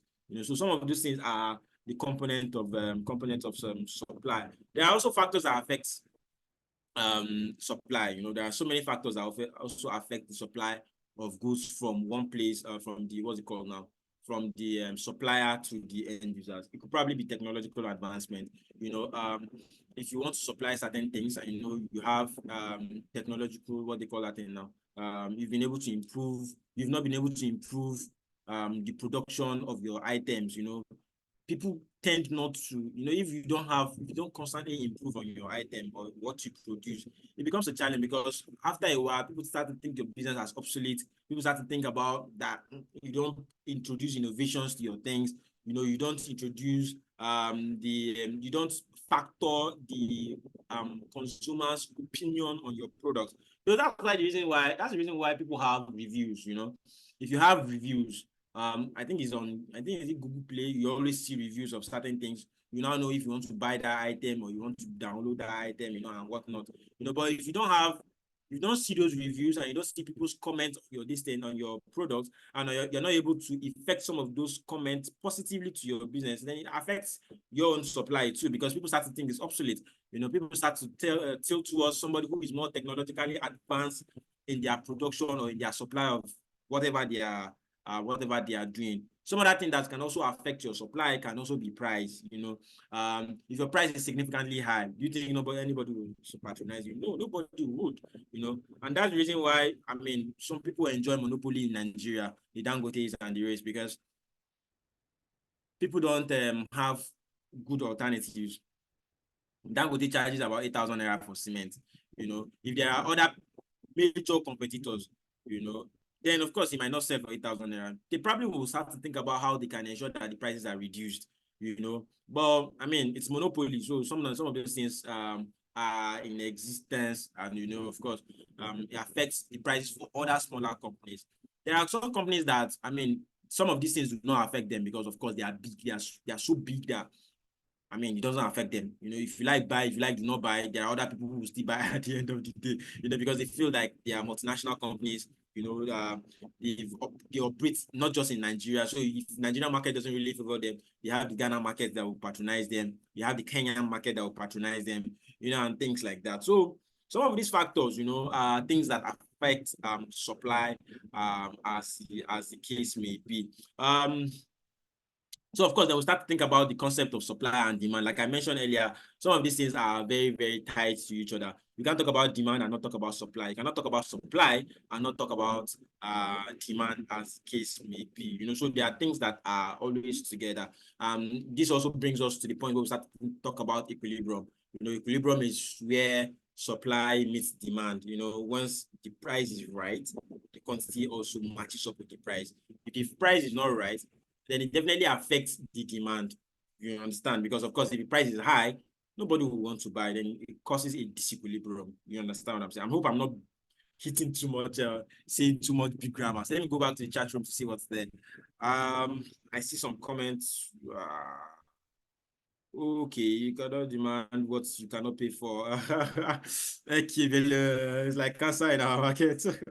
I totally agree with you, right? You cannot demand what you cannot pay for, because obviously, how do you pay for something that you how do you demand for something that you cannot pay for? Then of course it's just a wish list, right? It's just a wish list. Why do Nigerian producers reduce quantity and quality at the same time? Well, I think it's because there is no proper regulation. In Ghana, right? They have a proper, what they call that now, something that regulates the quality of the products and services that they supply to customers. So, for instance, now they have a quality badge. What I mean by quality badge now, is something that's like a small paper on each of the products. So if you're buying like a bag of, if you're buying like something as small as a soft drink, there's small badge like that, paper form, that is a mark on the product to say that, okay, this product is the quality product. Now, one of the things that affect us as in Nigeria is because there's no proper quality check. It's not like there is none, but it's really, really not so much, because people do not tend to look at what people produce properly, and then because they know that Nigerians cannot afford the actual quality of that particular product, it becomes a problem.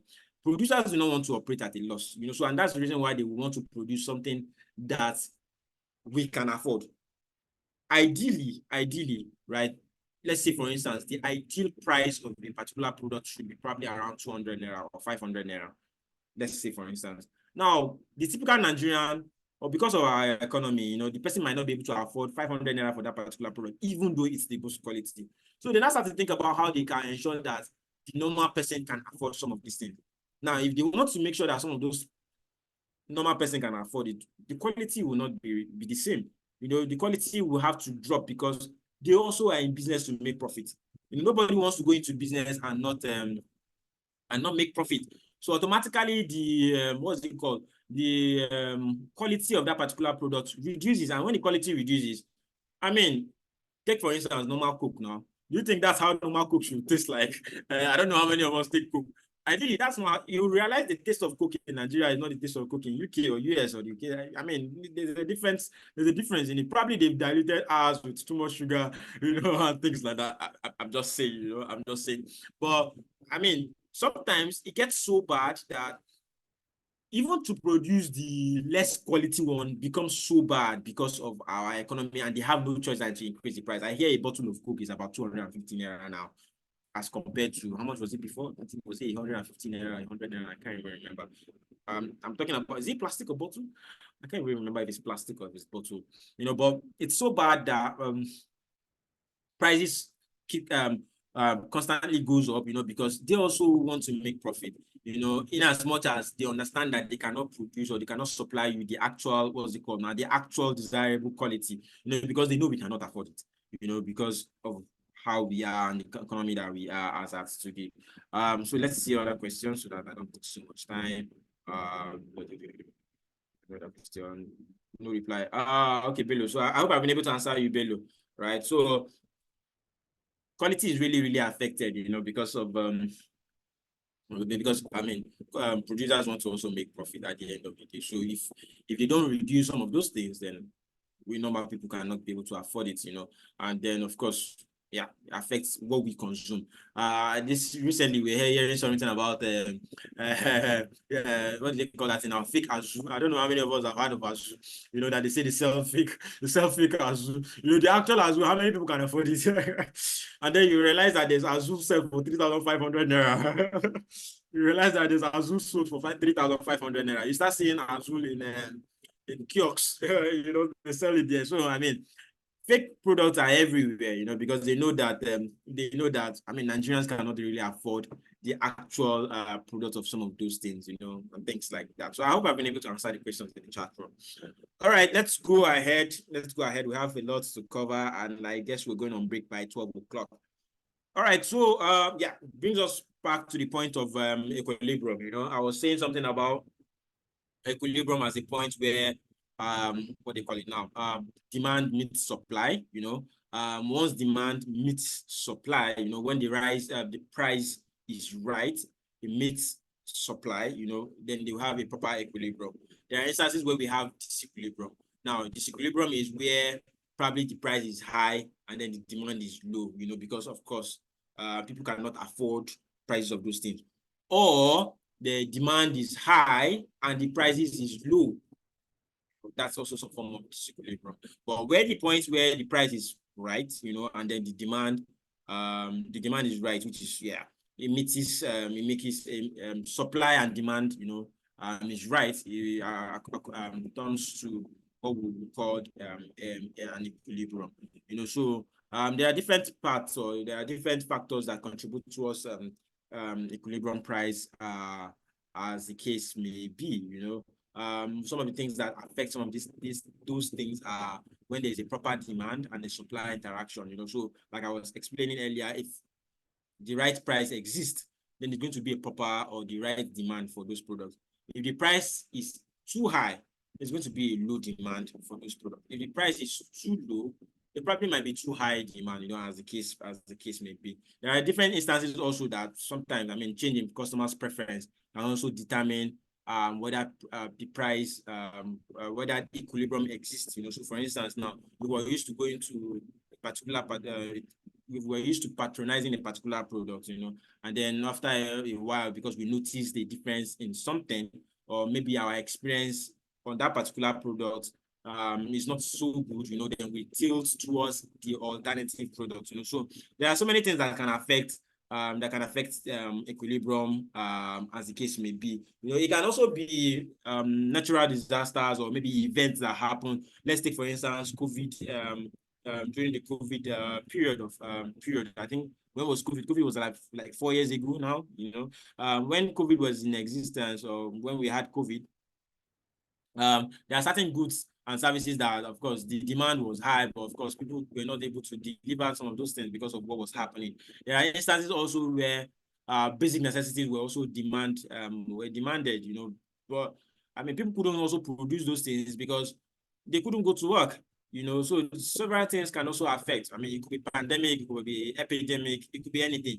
It could also be natural disasters like maybe flood, or probably fire or something. It could be anything that can affect equilibrium to exist. And then once we have equilibrium, most times everything goes smoothly. But once there's a disequilibrium, then it affects things like that too. So what are some of the effects of disequilibrium, or some of the things that causes disequilibrium?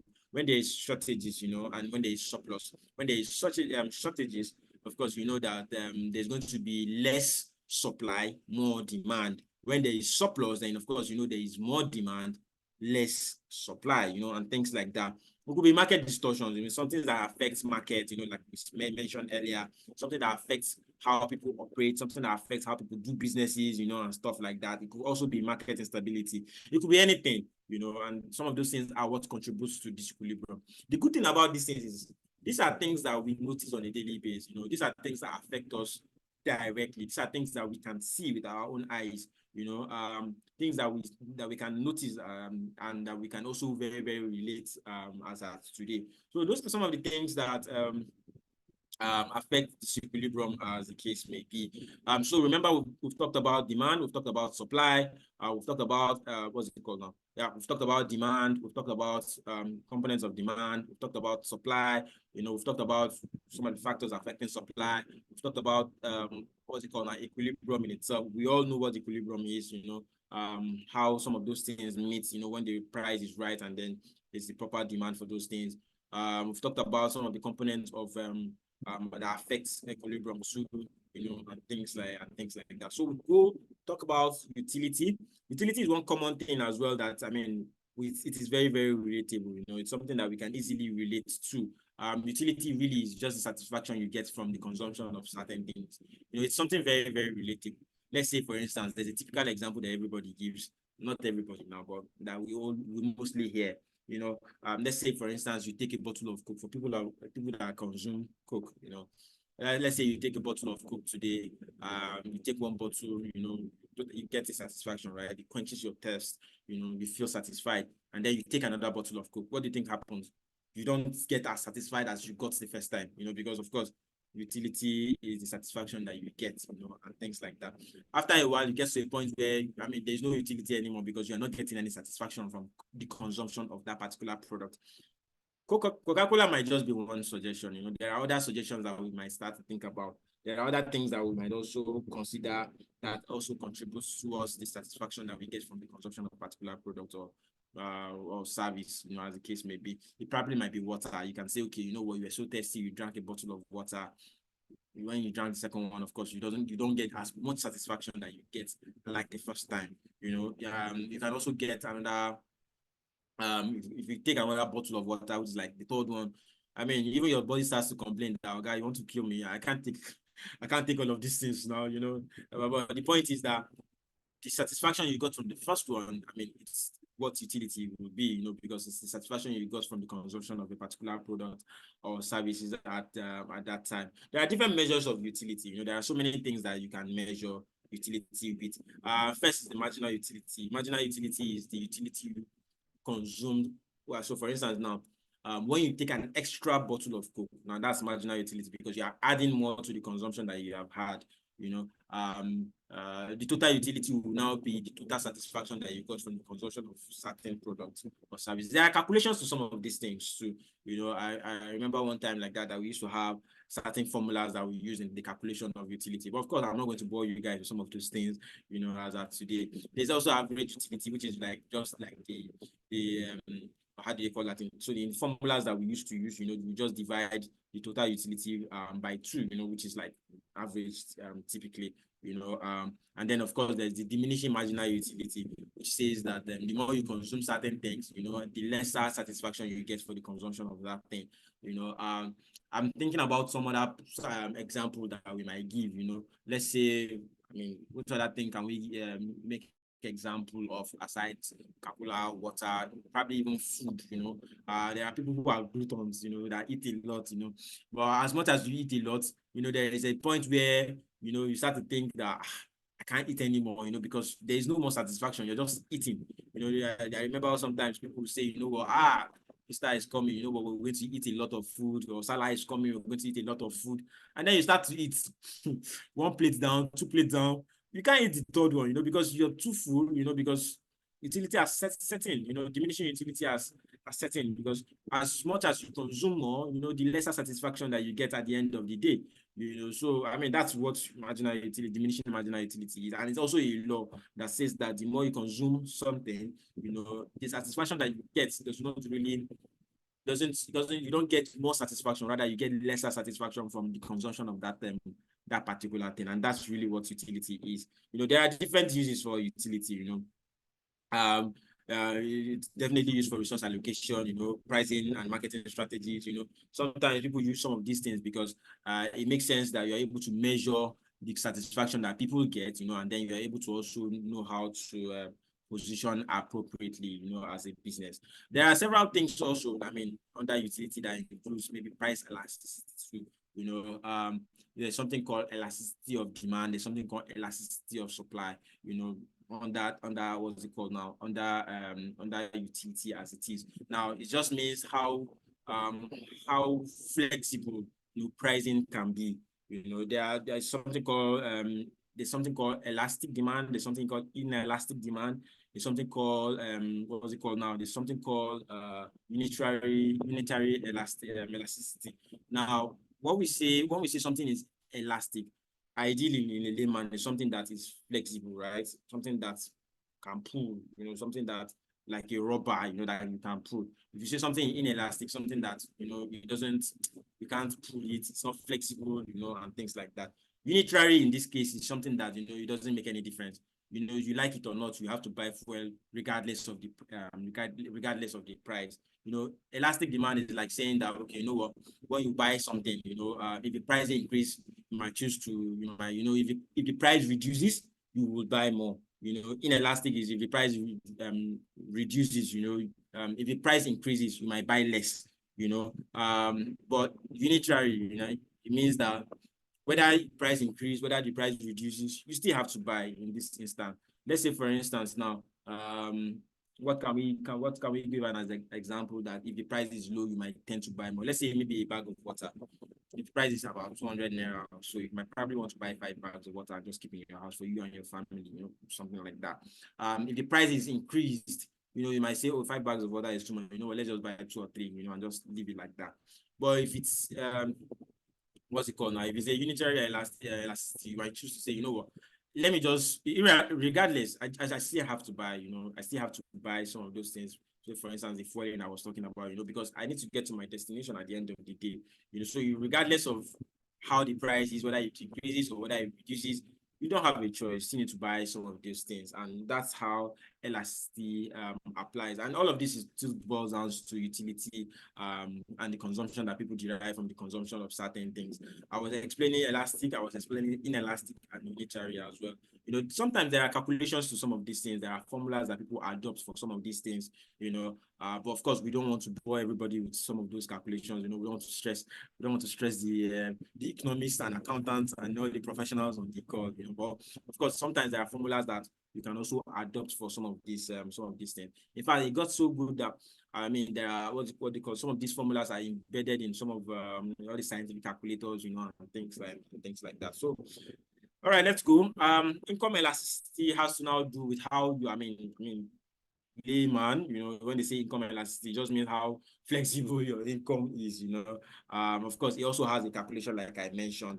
Everything in utility has calculations. You know, income elasticity now means that the more you get income, you know, determines your buying power. You know, now determines if you can buy more or you can buy less, you know, and things like that. So I was giving in an instance earlier, you know, using minimum wage, saying that of course if you earn more, you know, you tend to buy more. You know, if you earn less, you definitely will buy less. You know, it's simple mathematics, you know, because of course you have other calculations, you have other things you want to spend money on, you know, so you just might want to solve the problem on the immediate. You might not think about the future because of your current status.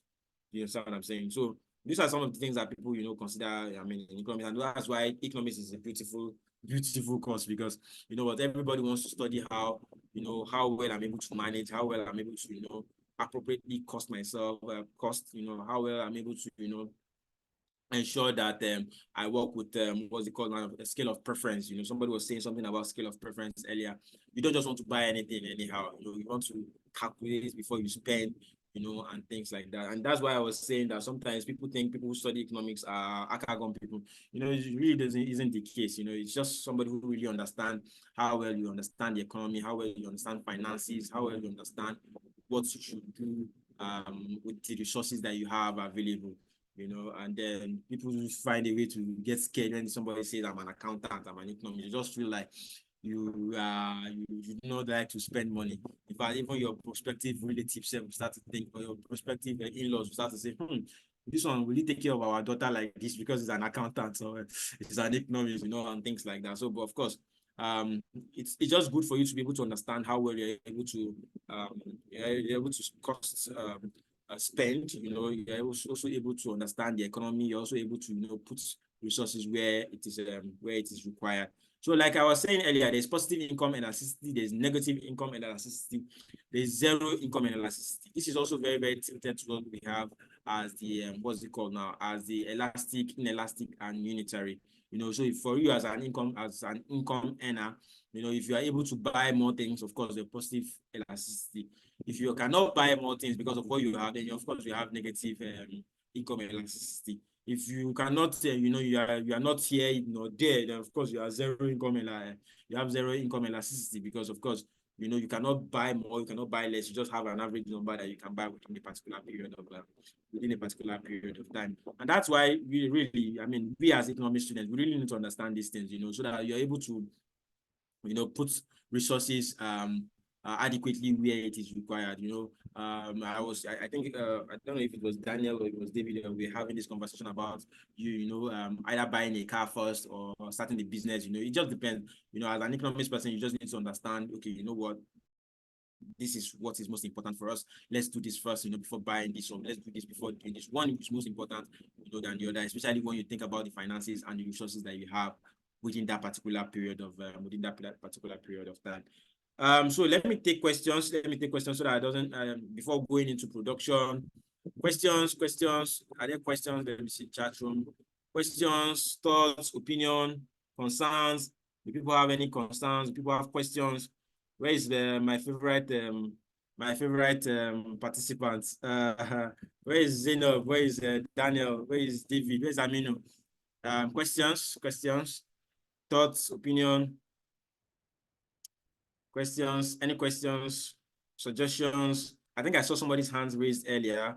Was it? I can't remember whose hand I saw earlier. I saw somebody's hands earlier. I can't remember whose hand was earlier. All right, but questions, please. Questions. Before we jump into I think, was it Zainab's hands I saw? Okay. Questions. All right. In the absence of none, I want to believe that we understand where we're going. We understand what we have discussed. In the last what's it called now? The last topic, we've talked about a few things. We've talked about demand. We've talked about supply. We've talked about equilibrium. We've talked about what's it called now? We've talked about effects of equilibrium. Either the positive effect, negative. We've talked about what's it called, elasticity. We've talked about utility. We've talked about satisfaction that people get, from the consumption of certain products and services. We've also talked about elasticity, positive elasticity, negative elasticity, and things like that. We've talked about inelastic, elastic, and unitary elasticity, as the case may be. Yeah, questions. I see questions in the chat room. In other countries experience inflation, why do we get affected? Thanks, Daniel. Thank you so much. Sometimes some of these things, as long as international trade is affected, of course, some of these things, inflation can affect us, especially if we rely on certain goods that we buy from neighboring countries or from some countries like that. So if they are experiencing some of those things, of course, it will tilt towards our direction. So remember when some of our politicians were insisting that, we need to become a producing country, not a consuming country. So if we have some of these things that we produce internally, sometimes some of these things might not even affect us, even if it's happening in neighboring countries, So, but of course, some of these things affect us, because we buy from them too, and then of course there's also profit that people want to make too at the end of the day. So imagine there's inflation there, and then of course we now buy some of these things here too. Prices will hike, and because people who sell it here also want to make profit, and things like that. So definitely affect us one way. It definitely affects us one way or another. Remember when there was this? Yeah, somebody said about to say something. Okay, there's a question. There's a way I'm asking the question. Okay. the Nigerian trading system should be what we call an equivalent exchange, right? Mhm. So generally speaking, their inflation should not be affecting us because we are exchanging goods for theirs. Yes. But I think there's a lot that we are not aware about in the system of trade that is being considered. Because let's use our oil, for example. They come and take our oil in their natural resources form. They convert it into finished products and send it back. That has been how they've been doing it for years. But it does, for me, looking at how they've been doing it, it means that they take more oil, they keep reserve for themselves. The reserve is the payment for them taking the oil and returning it back. But instead, it's affecting our dollar rate negatively, our naira rate negatively. Why is that happening? That is the question.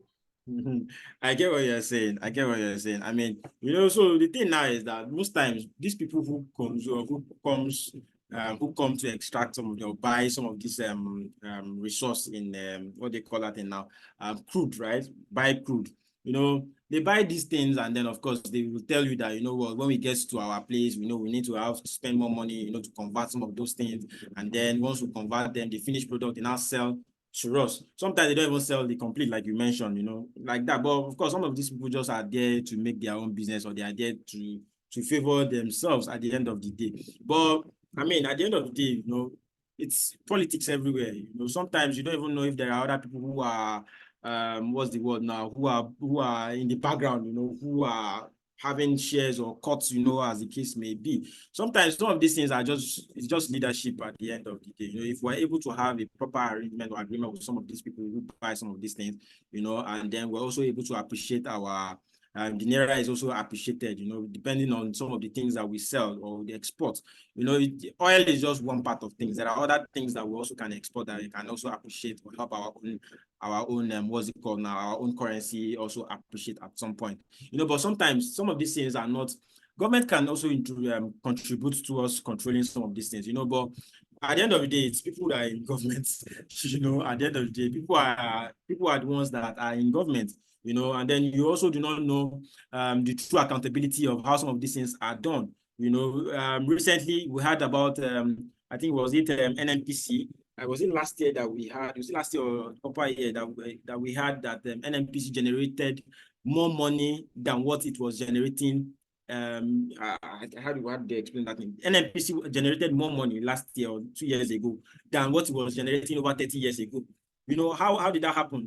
And it's not as if the oil that they were taking now was more than the oil that they were taking before. It just means that there's no proper accountability on some of these things, and that's how we get affected at somehow, probably because people are just, there to just, people are funding some of these funds, and things like that. So it's really, there are several things that can really affect this. Sometimes the government will hope to get intervention from are really doing good, or they're not doing one thing good. They're doing little or no good, to better the situation. So I mean, but I wish we had more situations where we had more things that we export. That way, we have more way of building confidence of naira. That way we have more people who are interested in Nigerian used products, Nigerian produced products. That way we have people who are more interested in the naira, and of course we will not be in the position where naira is 1,800 naira per dollar, as the case may be. If we had that, of course, then we'll have more competition in the economy, and then of course more money comes in. As the case may be. Is our environment affect our price or profit? I'm not sure I understand this question. Jairus, I'm not sure I understand. Do you want to unmute your mic and maybe explain better? So because of course, environment somehow, can affect, sorry, excuse me. Please give me a second. Please give me a second.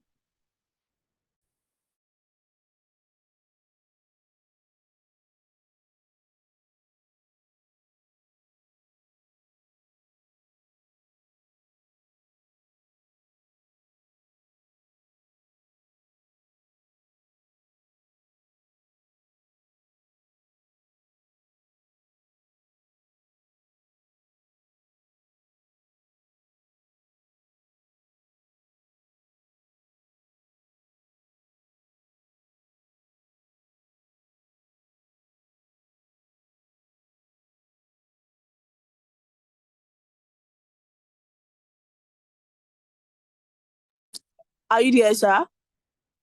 Sir, are you there? All right. Yeah, I'm back. Yes, please. Yeah, I'm back.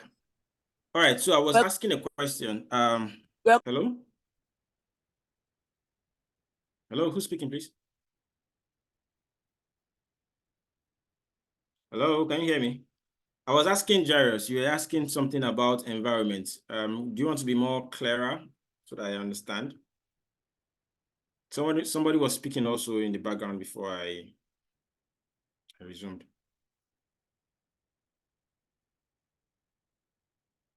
Hello, somebody was saying something. All right, okay.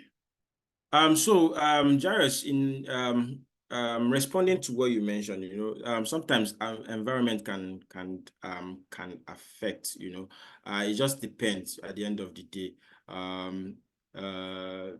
Environment can affect price, So for instance, if you're in a situation where your business is located where you have your raw materials close to you, that way it is easier that the prices, of course, will not be significantly affected. But if there's instance where some of the supplier, for instance, now produces certain things, and then has to now ship those products from one particular place to another, then of course, it will definitely affect price, because the price wouldn't be the same like if you're selling it in the environment where the raw materials were there, and things like that. So sometimes it affects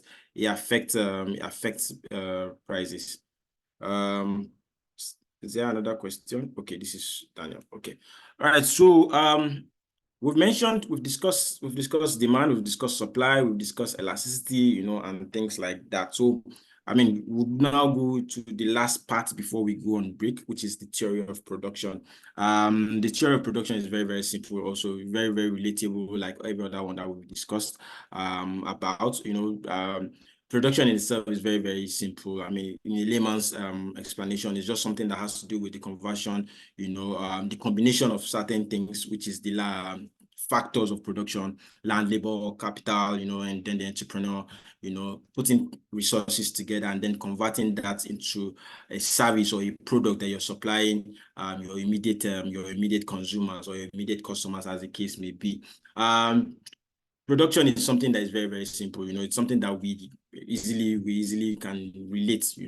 Land is something that is very, very relatable. Capital, of course, you want to go into business. Of course, you need certain capital base, to be able to start certain businesses. Some businesses, if you don't have a particular capital base, you really cannot even do some of those things.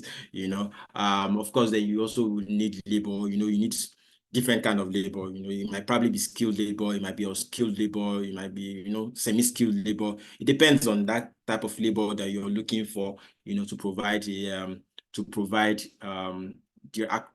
adequate service and product that you want to supply your consumers at the end of the day. And then, of course, then the last part, which of course the entrepreneur, which is somebody who has to put all of these things together. It's a human being that will have to collate all of these things.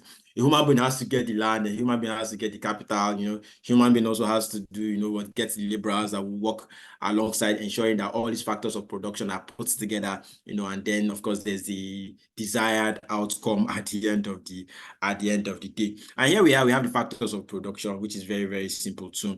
There's also this popular saying that what's the word now? The reward for land is rent. For somebody who has land, at the end of the day, the reward for that factor of production is rent. The reward for labor is wage. After a laborer has worked for you, automatically what you want to pay that person is wage or salary or whatever that thing is. As for capital, the reward for capital is interest. Because if you invest a certain money into a particular business, of course you want to make interest at the end of the day, on that capital, so that at the end of the day you recoup your capital, and then of course you start making interest on certain things.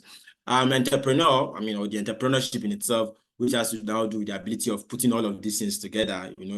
Like I said, it's a human being that will put all of these things together. And what is the primary objective of the entrepreneur is obviously make profit. How do you ensure that you put all of these things together and then you make profits too at the end of the day? So all of these factors of production are put together, and then of course you now have to what's the word now? get your desired end product. So for instance, now if I have a business, you know, I want to produce cars, I want to manufacture cars. Obviously, I need a space to do that, right? I need a space, I need people, you know, who will help me do that. I know I might want to employ 3 categories of people. I probably want to employ the skilled people, you know, somebody who will probably be at the what's it called now, at the top level, you know, people who would also manage the affairs of the business, you know, and things like that. I also will need semi-skilled people, you know, some people who will be like on the what they call that, lower or middle level management, you know, managing the other sub individuals or sub staff, you know, and things like that. I also probably will need maybe unskilled staff, you know, some other people who, you know, I need their input one way or the other. There are also businesses that you might not require having these 3 categories of laborers. You know, there are certain businesses that require that, you know what, you just want to have skilled people, you know, to deliver your service or deliver the work that you need them to do, you know, at the end of the day. There are also businesses that, you know what, you don't even need skilled people, you know, you need to have even unskilled people can help you do what you want to do at the end of the day. So laborers have 3 categories, you know, the skilled, the semi-skilled, you know, the unskilled, you know, as the case may be.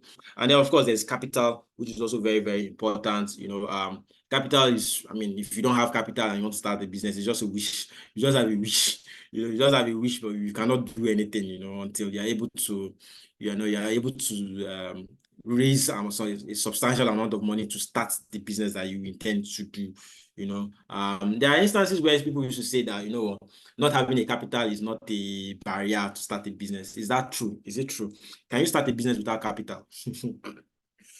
Is it possible to start a business without capital? Where are my economics gurus? Is it possible to start a business without a capital? Should capital be a challenge in starting a business? Should capital be a challenge? Daniel, you said no. Should capital be a challenge? It depends on the business, right? You know, right? It depends on the business. But I mean, sometimes some people will say, you know, if you don't have capital, you can't even start anything. You know, there are several things that you can even start in a business without even having capital. I totally agree with you. Let's see, somebody has a comment soon. Yeah, capital. Yeah, he said yes. I mean, so there are instances where, you know, I mean, even if you don't have capital, you know, there are other resources that you have, you know, say for instance, now you have influence, you don't have capital, but you have influence. You can tell people that, oh, you know what, I want to do so and so, you know, to achieve this, you know, I will need so and so, you know, that influence that you have, that you're able to talk to the right people, you have customers even before you even start what you want to do. The beautiful thing is you can even collect the money even before you start doing the things that start producing the things you want to do. So it is not absolutely necessary that you need to have a capital before you even start the business that you want to do. You know, you can even use the money that you collected from the client or your customers that you have to start the business that you want to start. You know, there are instances where some businesses do not even require you to even have any capital at all. You know, so it shouldn't even be a constraint for people who want to do businesses, you know, and things like that. They used to say that it takes for an entrepreneur to put some of these things together. Somebody defined entrepreneurship one time as the ability to do ordinary things in an extraordinary way. So it just means that, you know what, you don't have to, you know, think like the normal person. You know, you just need to think about how well you're able to strategize and put certain things together, you know, and then deliver the services that you want to deliver for certain people. You know, so it is very, very important that, you know, as an entrepreneur, you know, under the factors of production, it makes sense for you to be a forward-thinking person, somebody who is able to manage all of these things together. Because if you're not able to do these things together, then of course the end result at the end of the day will not be gotten. You know, if you're not able to manage your land or manage your laborers properly or manage the finances that you have properly, then you're in a big problem. There's something called the resources, is it 5 M's they call it, you know, man, machine, you know, money and all of those things. You need to have all of those things properly and in place, you know, in order to ensure that goods and services that you're trying to supply or to produce meet the required, meet the right people, you know, and then of course you're able to make profit at the end of the day, you know. So there are several things you need to also put into consideration, you know, especially when it comes to land as a factor of production. You know, you want to also be in a position where, you know, you have proximity to your clients or your customers or people who directly affect contributes towards your business. You know, so for instance, now, I want to start, what's the word now? I want to be a real estate person. You know, I want to do a real estate or start a real estate business. Of course, I'm not going to go to a rural place where I know that there are no people who want to be interested in what I am doing. If I'm able to do some of those things in the urban areas, it makes sense more, you know, because that way you need to get people who would be able to patronize you or to start or to enjoy what you are offering at the end of the day. It's very, very important that you consider that the position where or your choice of land or choice of location.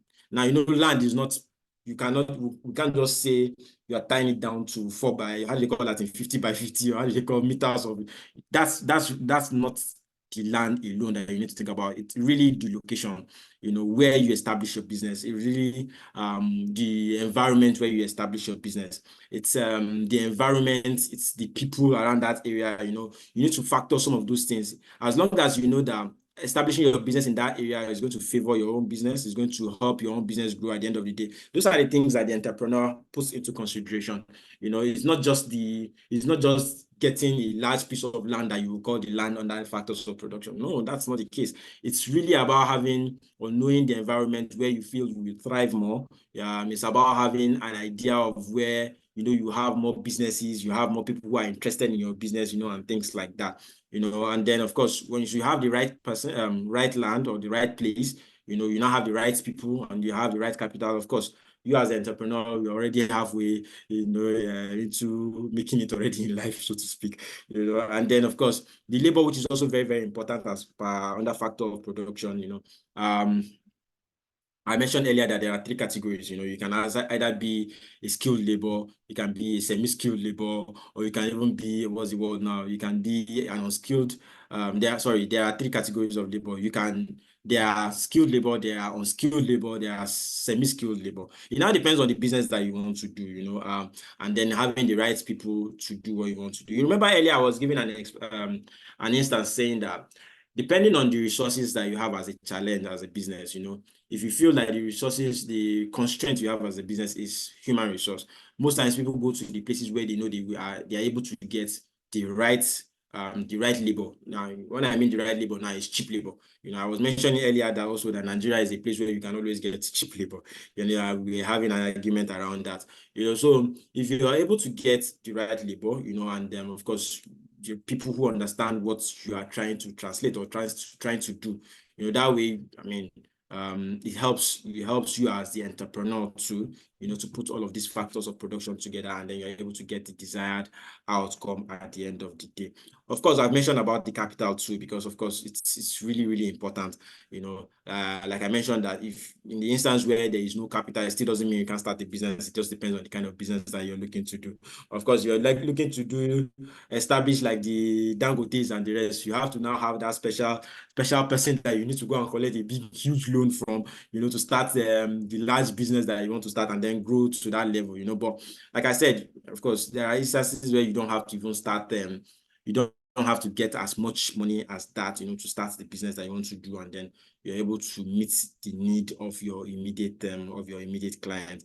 At the end of the day, right, the objective of the entrepreneur is not just to make profit, you know, but to also meet the need of the end users, you know, because if you are making profit and you're not meeting the need of the end users, what then is the point at the end of the day, you know? So you're meeting the need, which is very, very important. You're also making profit at the end of the day, which is two nice combination that helps a successful entrepreneur at the end of the day. Because I mean, they used to ask this question: which is most important for an entrepreneur? Which do you think is important?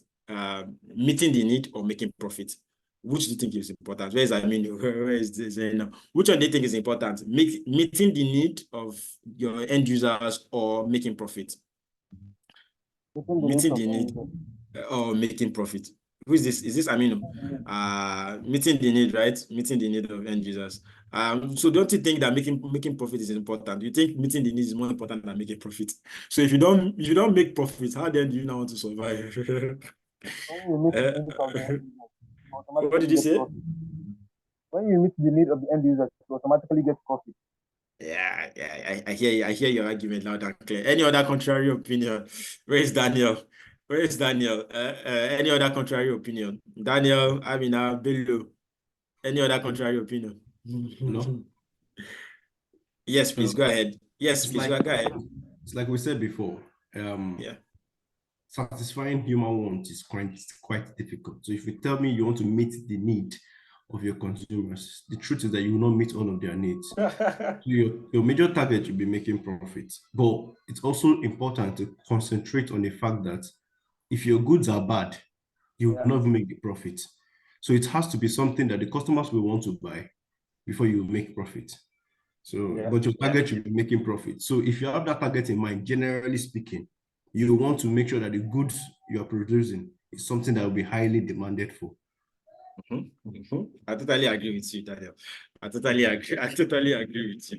You know, and so somebody was saying earlier that one thing leads to the other, right? So if you're able to meet the needs of your customer and consumers, and of course profit automatically comes. Profit automatically comes with. As a businessman, meeting the need of having absolutely, Mr. Sonny, absolutely, I totally agree with you. There are people who establish businesses because they just want to make profit and then not meeting the needs of their customers. Now, the problem with that is that you might meet the profits on the short run, right? You might get that profit, the profit that you are seeking for. You will get it, but how are you sure that you're going to get return customers? And how are you sure that your people will come back to you to patronize you again? And that's a big problem. You know, if you're not getting people who come back to you for your business, then it's a big problem, you know, because you are not able to translate what that need of that particular customer is, you know, into your business. And you're not able to, you know, think how to solve a problem. You know, you are just making money and not solving a problem. At the end of the day, your business have a timeline to end, because people will not patronize you, especially if you now have somebody who is not like a competitor, who now has a different approach to certain things. You know, having the customer at heart. You know, that way, of course, you'll be sidelined.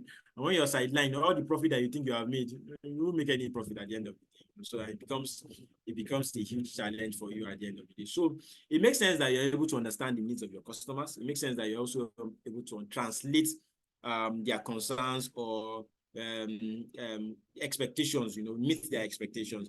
Yeah, it's not, you know, sometimes it's not just about meeting the needs. Obviously, sometimes you meet the needs, you know, but there are always comments that will always come at the end of the day. You know, somebody say, oh, you know what, because we enjoy your product, but we feel if you do it this way also, it will help us. And that's why reviews is also very, very important. People consider reviews that people make on their business. You know, there are some reviews that are good, some reviews are not, they are not reviews.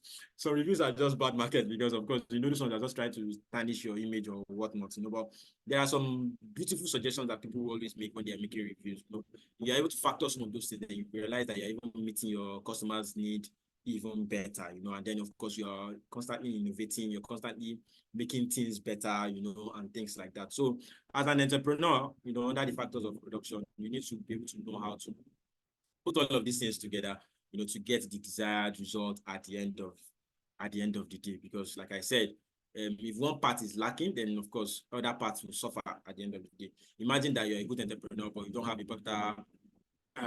a proper use of funds.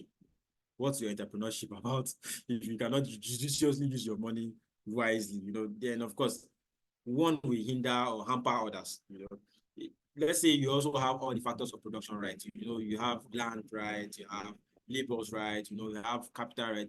But you as the entrepreneur, you're not normal. Do you think you not make profit? You not make profit now because, of course, there's one factor hindering the progress of others. You know, so there's a need for a proper balance. You know, in these four areas. You know, as long as you're able to do all of these things together and smoothly too, you get the desired result at the end of the day.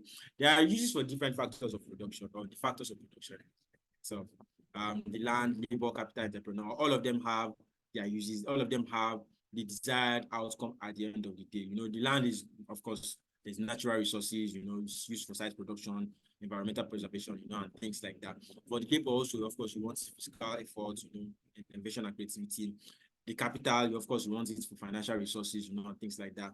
The entrepreneur, on the other hand, which is the person who manages all of these things together, of course, wants to create opportunity. You know, wants to make money. Wants to make. There are several things that you can get as a what's it called now, as a reward from all of these things. And like I said, it's the combination of all of these things that puts you in the right position, you know, to make money, to make profit, you know, and to also satisfy the need of your customers at the end of the day. Once one suffer, then of course it becomes a problem for you as a business. There's what we call the types of markets too, you know, what market is and the types of market, you know, it is not the Yaba market, it's not the Ajibule markets that, you know, of course, this is just what market is, you know, a place where there's always a transfer of goods and services, you know, between the buyer, seller, you know, and things like that. You know, it doesn't have to it doesn't have to be a physical location. It just has to do with the existence of business between two parties, you know, to ensure that one person is making money, the other person is getting value for the money that they are spending on. You know, and there are different types of markets. There are different types of markets. There's the monopoly, you know, there's the monopoly, you know, there's the perfect competition markets, you know. There are many more, many types of markets in existence today. The one that we popularly know is the monopoly. And if you ask anybody in Nigeria that what's giving me a perfect example of monopoly, everybody will mention Dangote, you know, because Dangote is the best description of a monopolist market as of today in Nigeria, you know. But there are other businesses also that, of course, that have that monopoly exists. One of the most pronounced as of today is monopoly. The opposite of that would probably be like a duopoly. I mean, the closest to monopoly would be like a duopoly. Are there instances where we have companies or organizations that are duopoly in existence? I believe there are. You know, where duopoly is an instance where you now have more than you have two top businesses, you know, that determine the prices of goods and services in the marketplace. You know, let's say for instance now, what company comes to mind?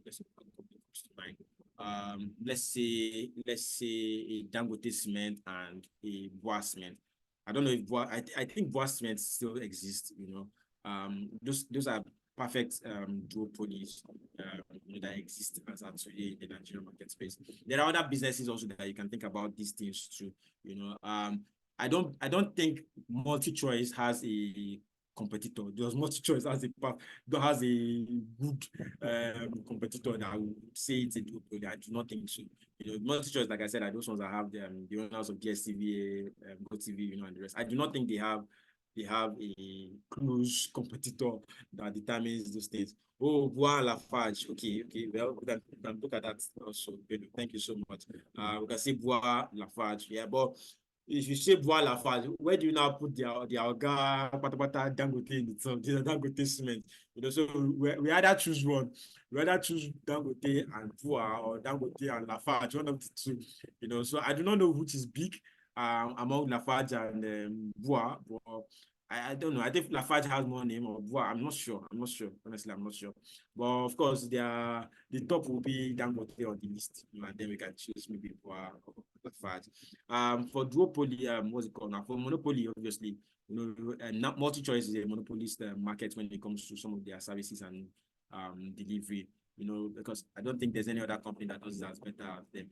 You know, if we have more companies who do similar things, of course, you know, the prices that they charge for some of their services is not going to be as high as it is, you know. So if we have more people doing that, then of course, you know, we have less price and we have less price to worry. In fact, it got to a point where, because of the complaints that people have on the prices on what's it called now, cable TV, cables, you know, and the rest of the thing, it got to a point where people started saying that, you know what, why don't we look at it from a point where people just subscribe for the channels that they watch? You know, that way, less cost. You know, you don't need to pay so much money for the entire 100 and something channels that you're not even watching at the end of the day, you know. So, but I don't think they will ever agree to something like that, because they know that there are only a few channels that people will pay for at the end of it. Not everybody watches all the channels on DSTV or GoTV, as the case may be, you know, just few channels. But I don't think they will ever agree that, you know what, just pay for the number of channels that you want to. But I think at some point, I think it was in the Senate or so that they were considering, I mean, doing something around that, ensuring that the MultiChoice reviews their costing, you know, and then sees how they introduce a channel payment plan, something like that. but I never will see the light of day because, of course, you know, those people also have people who contribute or who benefit from those businesses one way or the other, you know. But I mean, that's a conversation for another day.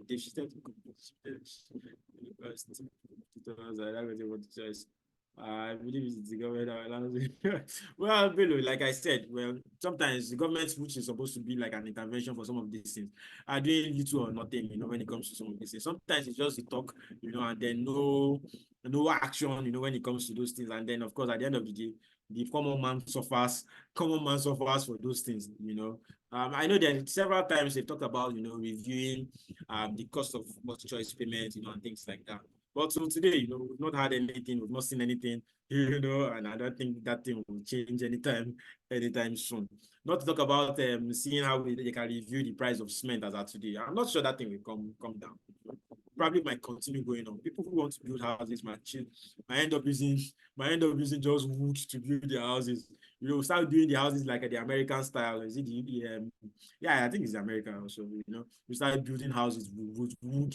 Start leaving bricks for people who have the money to build bricks to build, you know, and things like that. But of course, the idea is for us to understand the type of markets that exist, you know, the types of market that exist as at today, you know, a perfect competition, monopoly, oligopoly, duopoly, you know, as the case may be.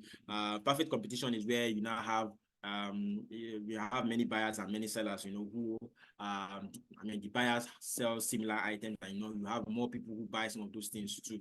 You know, that way it's a free entry, free exit kind of approach. You know, everybody comes to make business, nobody is affecting another person, you know, one way or another, you know, like that. The monopoly, like I said, is the one we explain about Dangote and the rest. Monopolistic competition is now where you now have many sellers, you know, selling similar item, you know, and things like that. We now have what's it called? This is where we now have companies like what do you call these companies? And these telecom companies, you know, they sell similar items, you know, and then together somehow, you know, they determine the prices for some of these things. You know, MTN, Glo, 9Mobile, you know, and the rest of them, you know, somehow, you know, they determine the prices for telecom, what's it called, for call and whatnot, you know, because of course they are the ones who are involved in businesses like that. Oligopoly is also very, very similar to monopolistic competition. This one, in this case, you now have few larger companies that, you know, that dominates the market, you know, and then they are also the ones who influences the prices like that.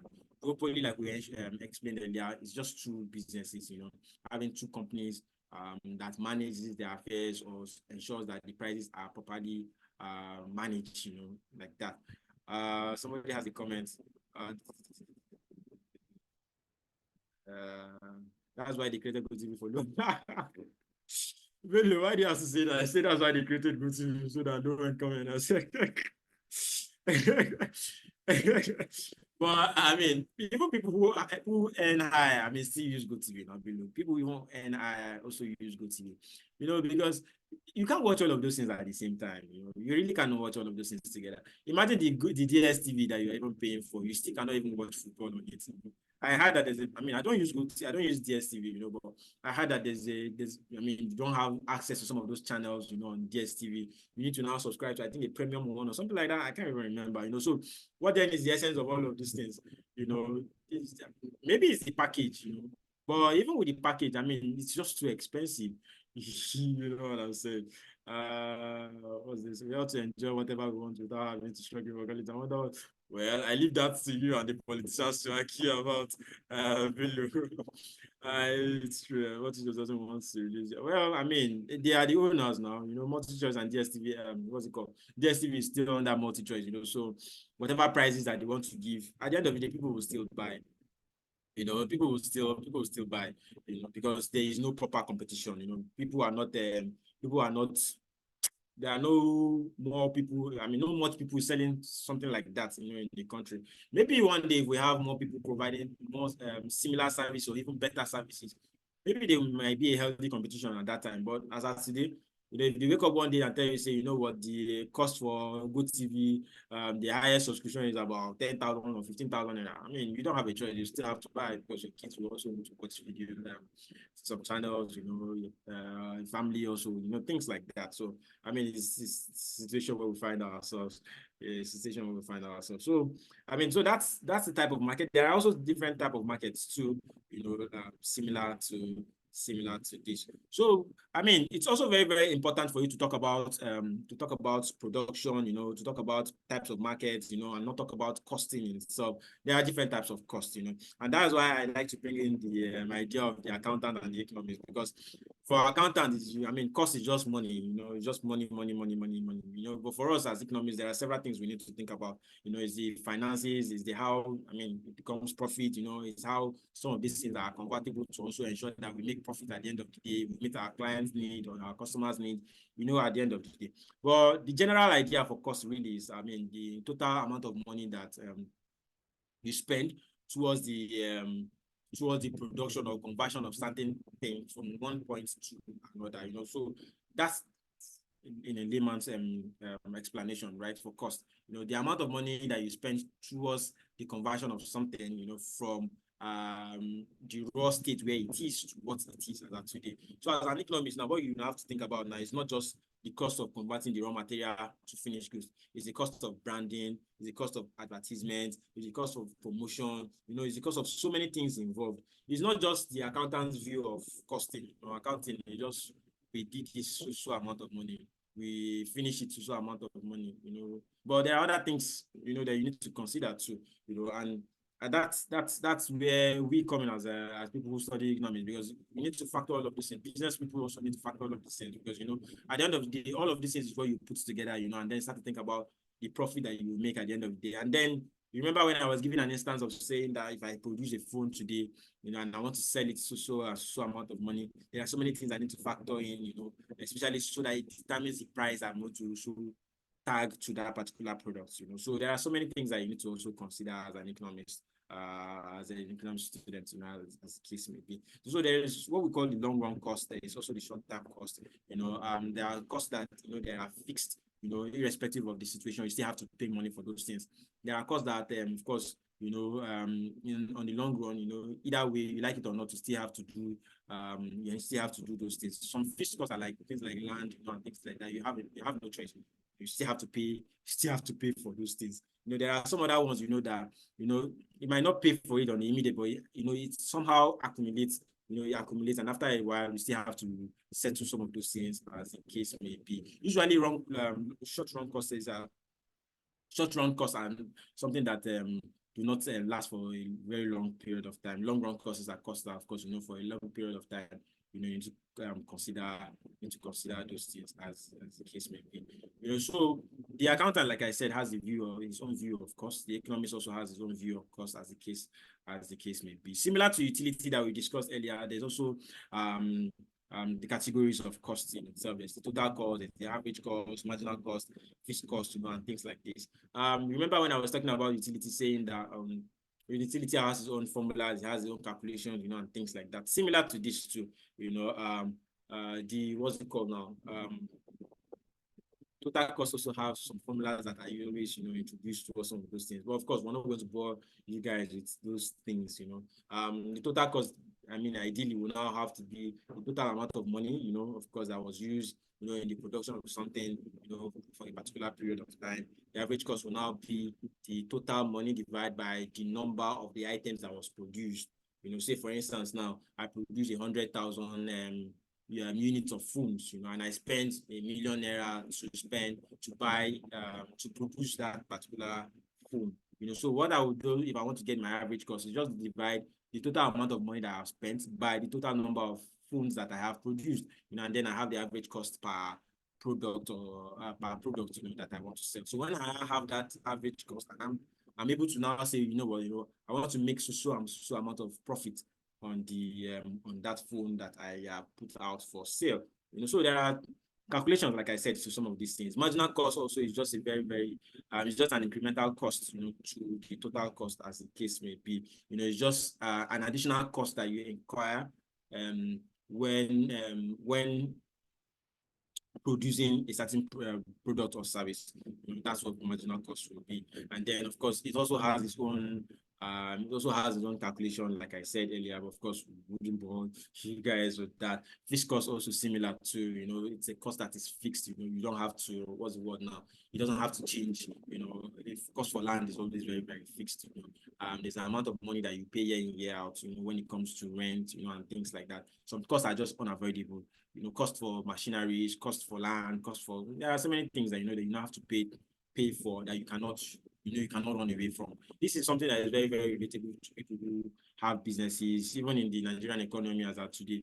There are so many things that you need to consider. People who even farmers who sell, even farmers who produce and sell commodities to people, they factor all of these things together, before they arrive at the amount of money that they want to sell whatever they want to sell at the end of the day. So it's imperative for us to understand what these costs are, how they are applicable, how they affect our businesses, and how we also as economic students are able to know that it makes sense for us to make profit at the end of the day. While we're making profit, we're also meeting the need, like we discussed earlier. So of course, under what's it called now? Under production, there's also what they call law of diminishing returns. This is just something that says that there is no way that you want to start producing certain things. That if you what's the word now?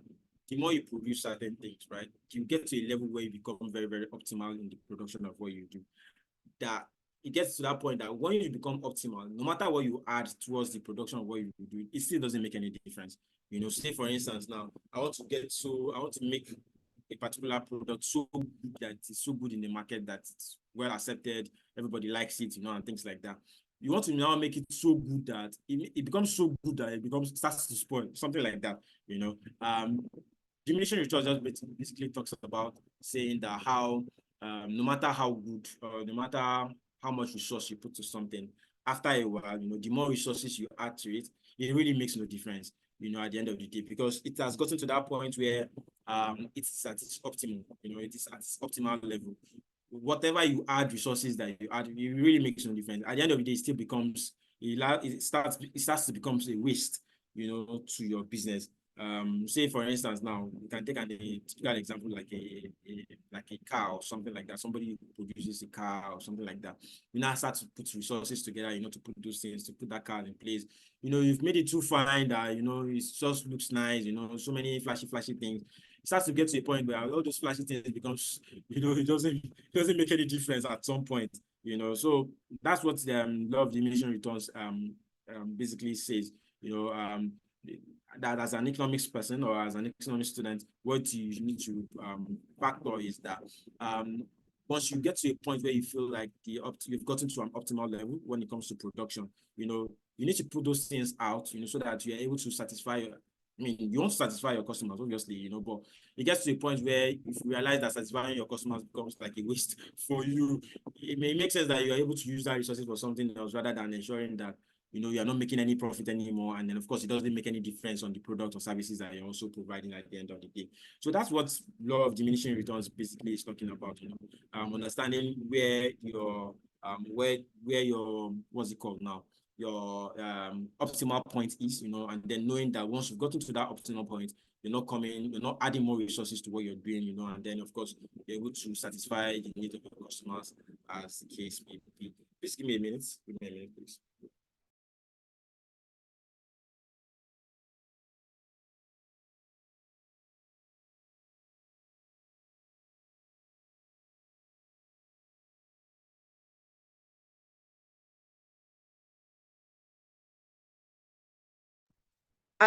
Are you there, sir?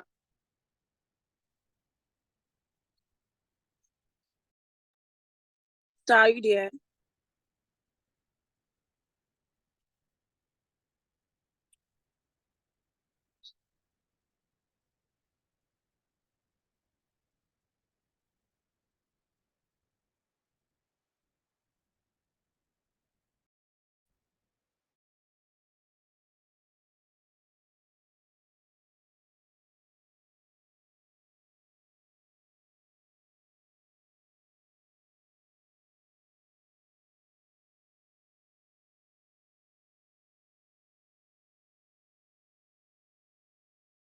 So are you there?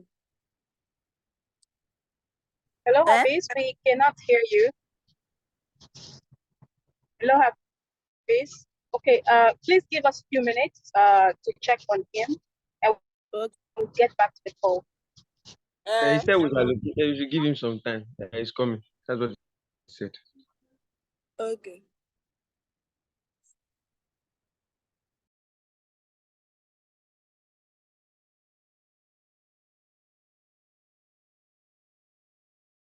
Okay, I'm back.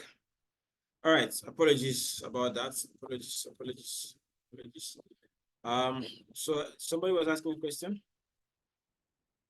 Or somebody asking a question? I become president of finance minister.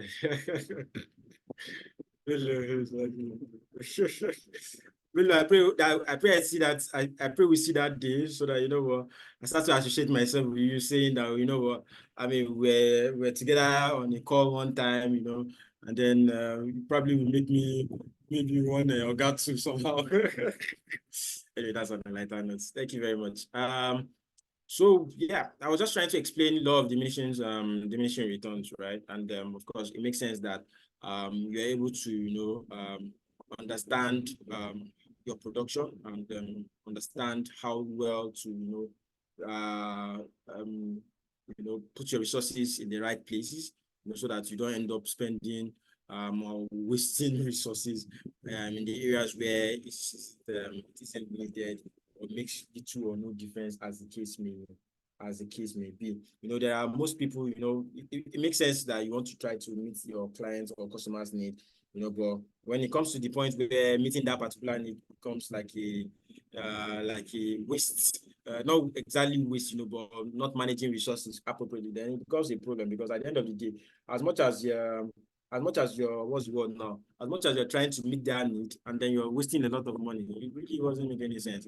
You know, it makes sense that you're able to apportion or appropriate that resource in the right direction. Similar to this, we also have what we call the law of variable proportion. You know, I was giving an instance earlier that you need to be able to you need to be able to manage your factors of production properly. You know, if one factor suffer, you know, it affects others. It affects other factors of production. Let's say, for instance, now I was giving an instance saying that if as a what's it called now, as an entrepreneur, you know, you have land, you know, land in the case that not necessarily plot of land, you know, whatnot, but good locations, you know, and stuff like that. You have good land, you also have resources, which is laborers and the rest. You also do not have appropriate finances, you know, and then you of course, which is the entrepreneur, if you're not able to balance those things, one thing will always affect the stability and the growth of your own business at the end of the day. So the law of variable proportion is just saying that, you know what, you'll be able to, you know, ensure that everything, you know, happens or you know, they are all on the same side. You know, you're not, one doesn't suffer from the other, you know, because if one suffers, of course, it's going to affect the deliverable at the end of the day. Say, for instance, also, you do not have skilled staff, you know, that are able to, you know, do the work properly for your business. You know, it definitely affects your delivery as a person or as a company, you know, because one part is also definitely suffering, you know, because if you don't have people who are skilled, who understand the business, you know, how do you meet your need, your customers' need at the end of the day? You know, so it makes sense that all factors are evenly, you know, considered. You know, everything is put properly so that it doesn't affect the stability and growth of your business at the end of the day. So this is what law of variable proportion is also saying. You know, in a sequence of way, it's just saying that, you know what, you need to balance all of these things properly, because if you do not, of course, it's going to affect your business at the end of the day. So there are several things that you as a business person, you need to also put into consideration. You know, you need to ensure that you don't waste money. You need to ensure that, of course, you put proper things in place. You know, you need to ensure that you're balancing everything properly, and of course, it doesn't affect you and your business at the end of the day. And then, of course, you meet the need that is required. The need that is required at the end of the day. All right, so there's also something called the profit maximization theory and equilibrium analysis. This is very, very simple too. It's something that we're always it's also very, very relatable. You know, there's this thing that we used to call abnormal profit. There's this thing called abnormal profit that most businesses try to make, and it doesn't make any sense, and I think who was it that we're talking about that was saying something about some of the prices that people put? Is it the government that does that, or is it the private individuals? I can't remember who on the call that was asking that question in the chat room. It's just abnormal. Some people just want to, I don't know, just want to put too much prices on some products and services. This is something that is easily relatable to, you go to the market one day, you find out the price of something is also amount of money, and then later it might be inflation, but sometimes some of this inflation are artificial inflation. There are some people who are just, skyrocketing the prices of some of those things, and it becomes a profit, it becomes a problem, So there are two types of profit. There's the normal profit that people make, there's the supernormal profit or abnormal profit, as the case may be. In that case, there's the what's it called now? Equilibrium analysis too in itself. Something that says that, it makes sense that the goods and services that that people are buying, matches with the prices that people are paying for some of those things. It makes sense that these terminologies and these things that we're able to know them as economic students, so that we're able to, understand the market. We're able to understand how some of these things are applicable. We're able to understand why some of these things are happening. And then once these things happen, we know that okay, this is the reason why this is happening. Of course, we've talked about instances where you have disequilibrium. Because of course, if you do the analysis where you realize that prices of certain things is either higher and then the demand for those things is lower, as the case may be. We gave a typical example of saying that I think was it last year where I can't remember, was it last year or so, a bottle of Coke was about 150 naira or so, and now it's 150, about 250 naira or so.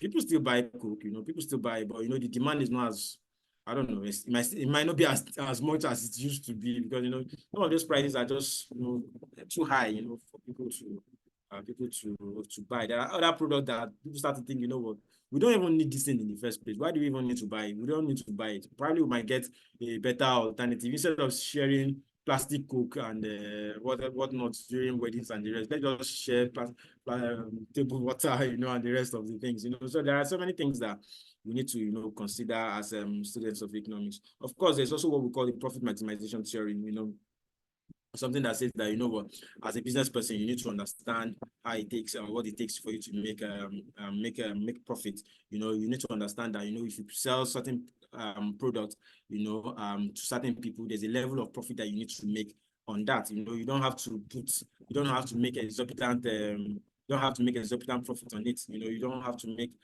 too much profit on it, as long as you ensure that your revenue matches the cost that you've spent on the thing, and then you make reasonable amount of profit on it, then it makes sense, rather than making abnormal profits, putting some of these things, skyrocketing those prices. Remember that we also mentioned that some of these things are really not from the suppliers.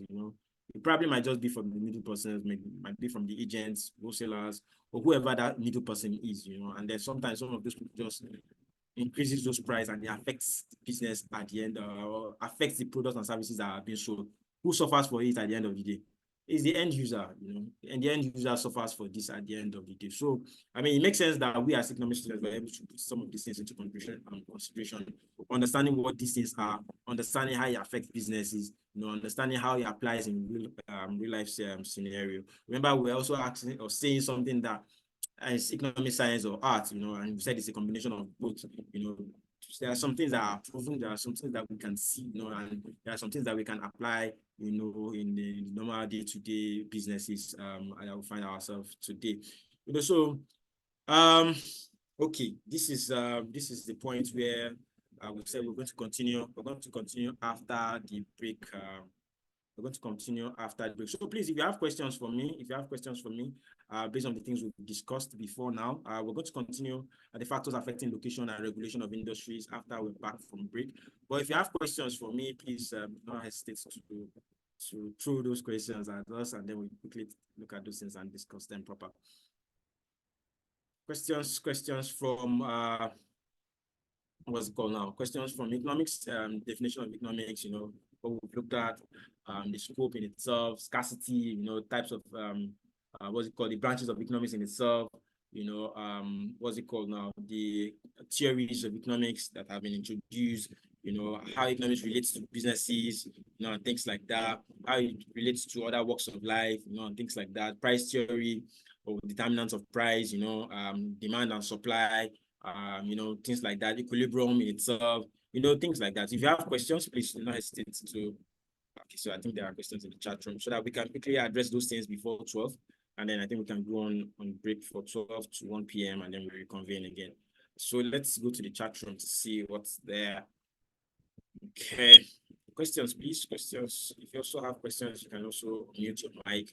I like the fact that this class has been interactive. It has been very, very interactive. Thank you very much for all your contributions to this. Thank you very much. So let's see what's in the chat room. Okay, please go back to the previous slide. So I don't know what slide you're talking about, Aminu. Can you unmute your mic to let me know what slide this is in? These factors apply in my community. The one before. Aminu, what did he say? Slide before this one, equilibrium analysis. Oh, okay. I'm taking something down. Yes, okay. So other questions. Abigail, I've not heard your voice. Daniel, I've not heard your voice. Zainab, same. Who else? Bello, Steven. He's been the one who's been troubling on the group chat room. Questions, contribution. None till next class. Okay, I hear you, Daniel. But I believe these are things that are very relatable. Will you agree? Yes. Absolutely. I totally believe so too. Questions. Where is I've not had. Yes, please. Bello? Is that Bello? Yes. Okay. Some of the economic analysis that you discussed. Yeah. Sorry. Hold on, Bello. Hold on.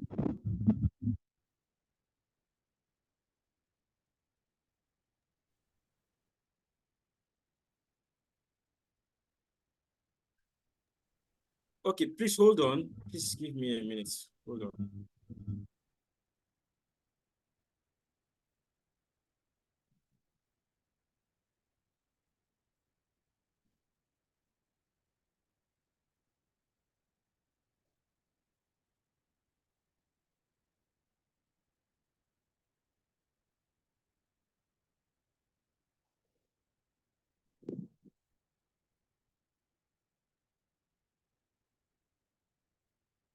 Okay, I'm back. Sorry, apologies about that, Bello. Please go ahead. And some of the economic analysis that we discussed so far, I've been trying to compare them with some of our economic policies, and I just see that they just come up with a policy that they don't really have a foresight for. And there should be some certain checks and balances to this stuff, but so far we haven't seen that. And is this the way an economy is supposed to be run? One, without checks and balance. Two, with policies that are not even foreseeable for the person saying it, talk less of the implementation in the long run. Because they implemented the minimum wages, which to them, if they are foreseeing it, they will see that it was not right. One, two, that when we, in relation to the dollar, that which is our medium of exchange, it's something that is not even on any equilibrium. So I'm just thinking out loud. So that's why this is how it's supposed to be. I get what you mean. Right? I get what you mean, Bello. I get what you mean. So the thing now is that, there's this thing that we always say in Nigeria, that we're good at creating policies, but, effecting some of those policies is always a problem. You agree with me, right? So many policies are in existence, that has been created, so that it's better improve the lives of the common man. Some of the policies, just like you mentioned, which is like minimum wage and whatnot, that has been implemented. I mean, what does minimum wage want to do for somebody in Nigeria today? Does it do anything? How much is 33,000? Is it 33,000 naira, 30,000 naira? How much does 30,000 naira do for people today? Because, I mean, if you look at it, right, on paper, it might be good. There are certain policies that have been introduced, on paper, it's really good, but if you look at the effectiveness of the thing, it doesn't make any difference. You know, there are certain policies also that have been introduced to us, like what do they call this thing now? What do they call this?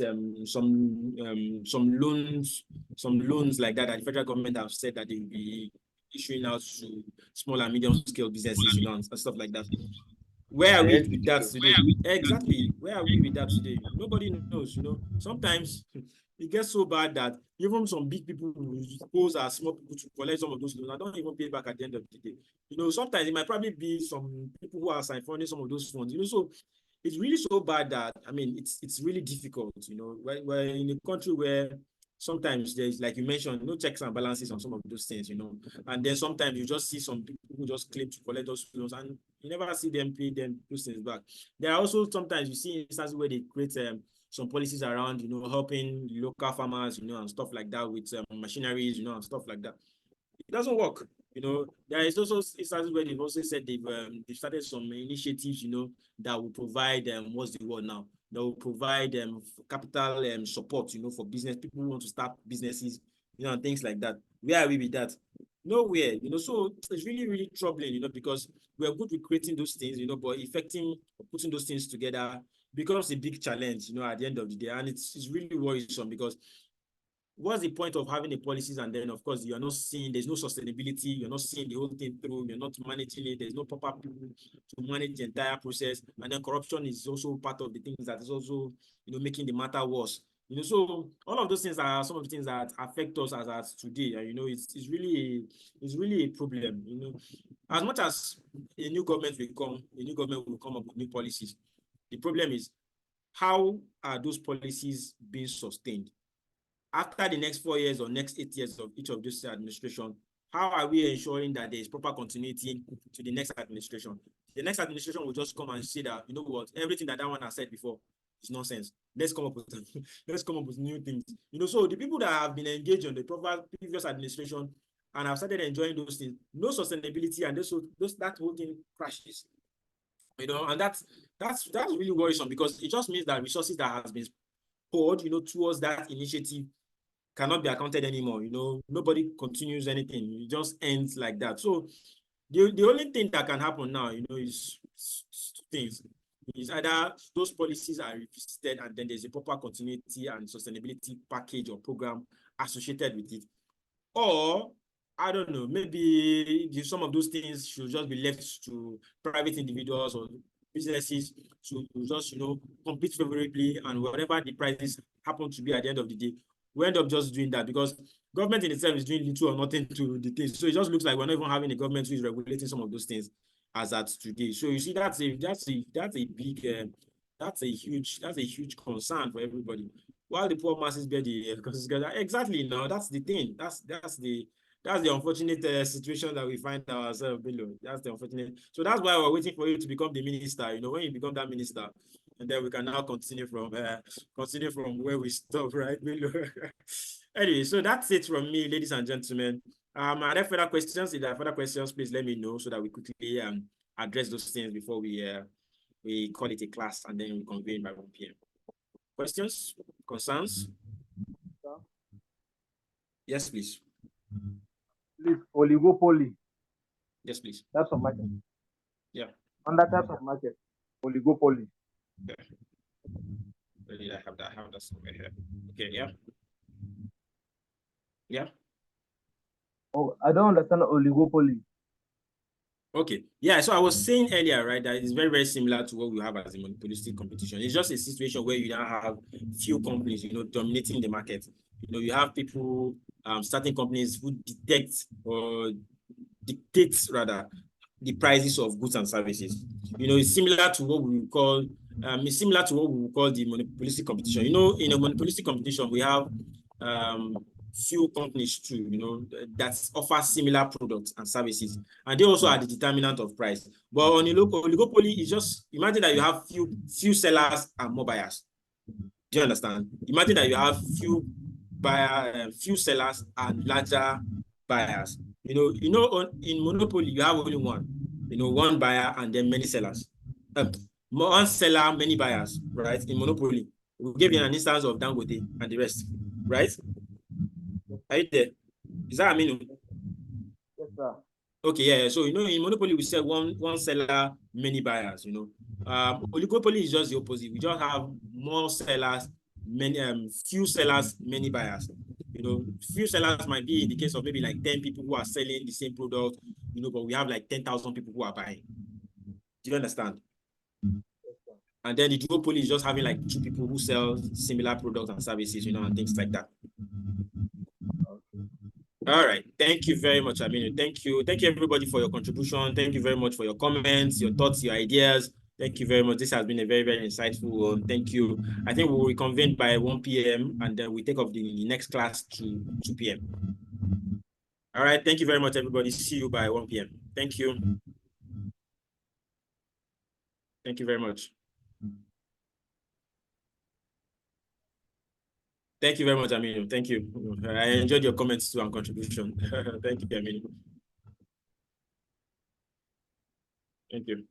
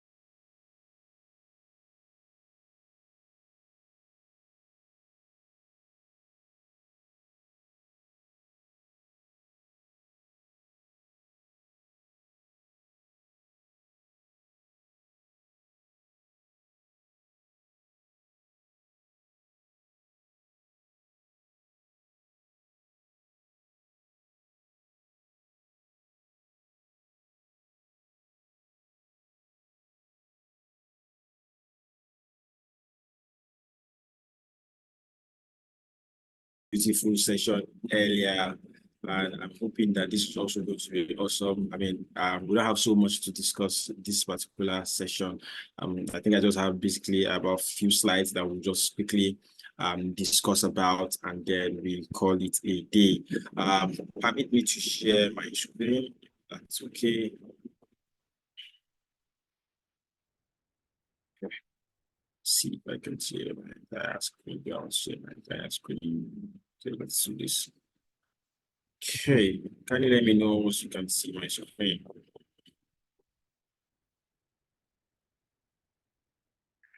I think maybe I should share. Hold on.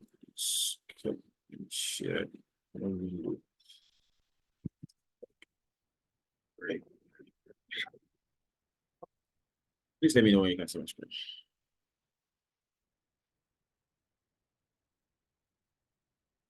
Let me know when you can see my screen.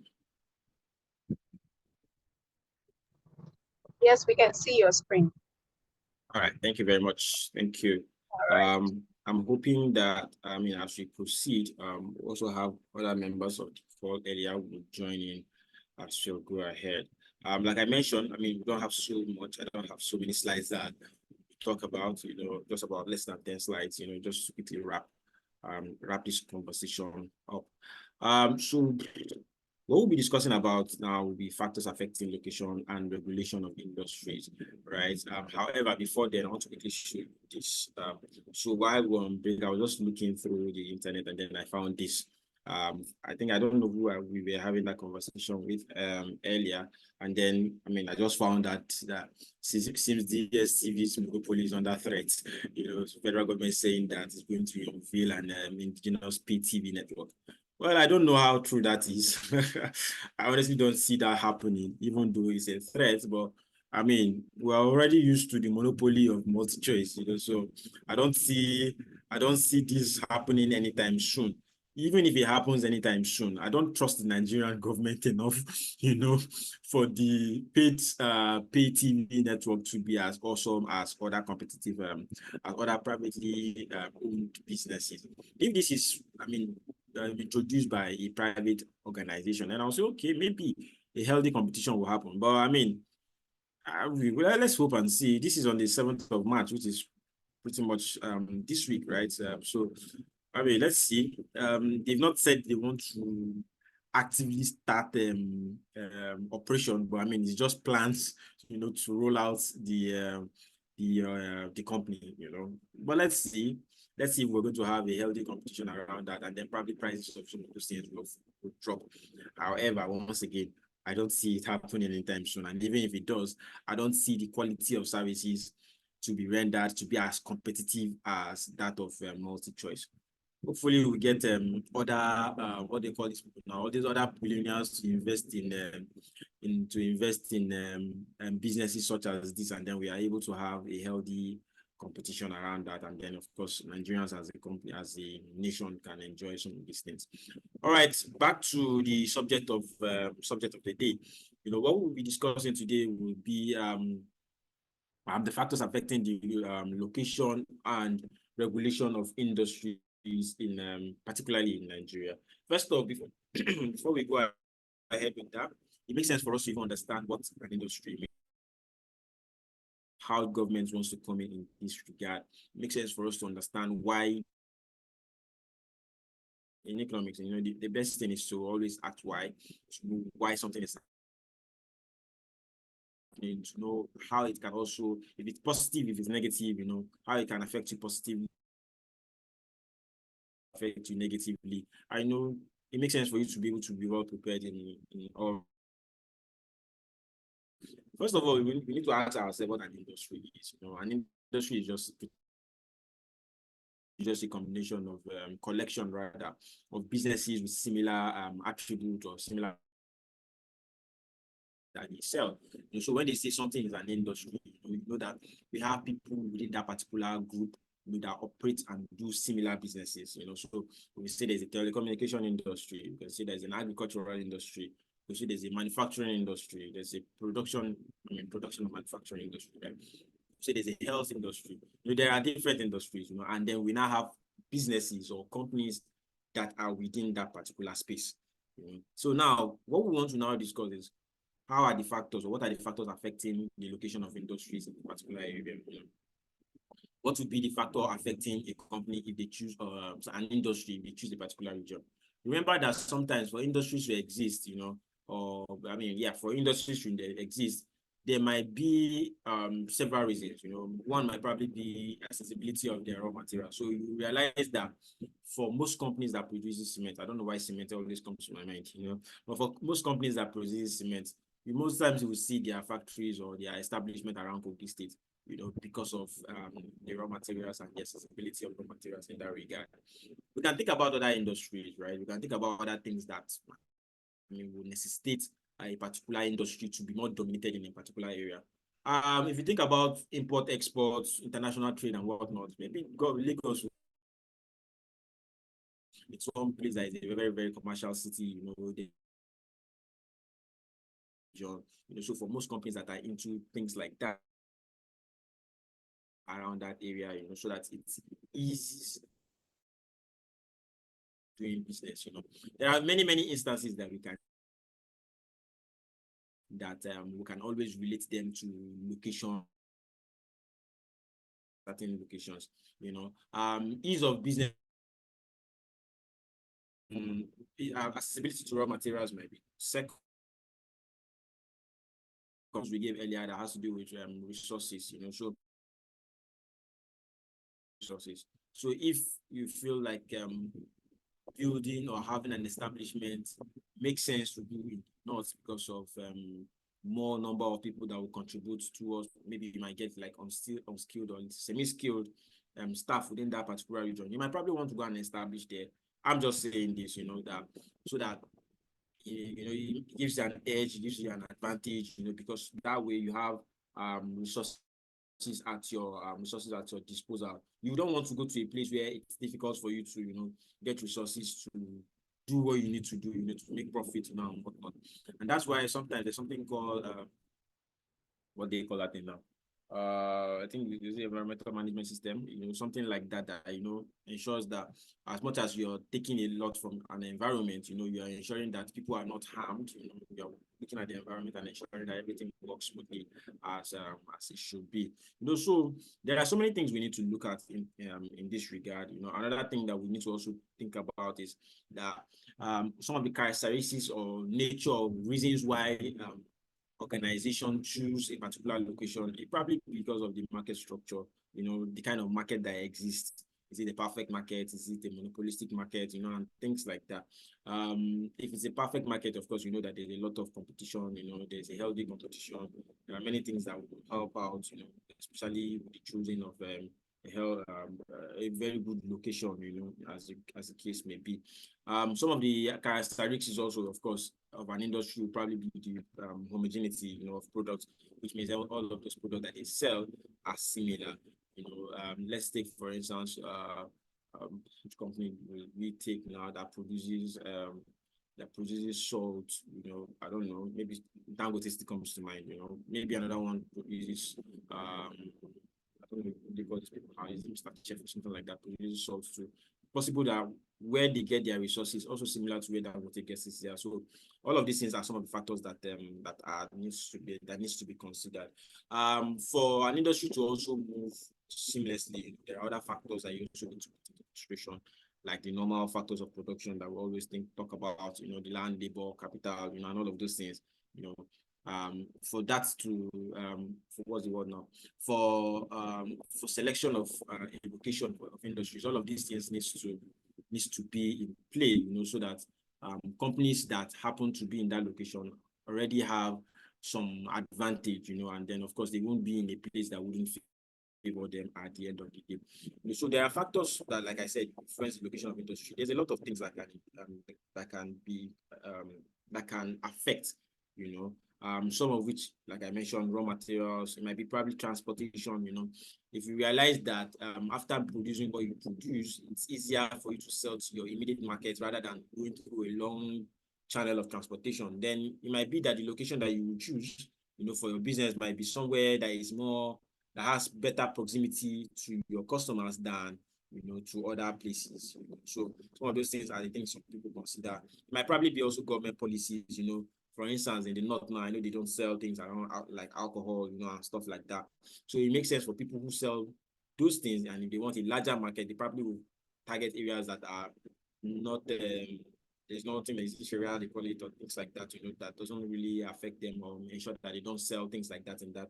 I think even, there are certain areas that you can't even sell the core nuts, you can't sell things like, that. So obviously you probably will go to a place where your product or your service will be well accepted. Sell pork, stuff like that. The nuts really wouldn't be the best place for you to do stuff like that.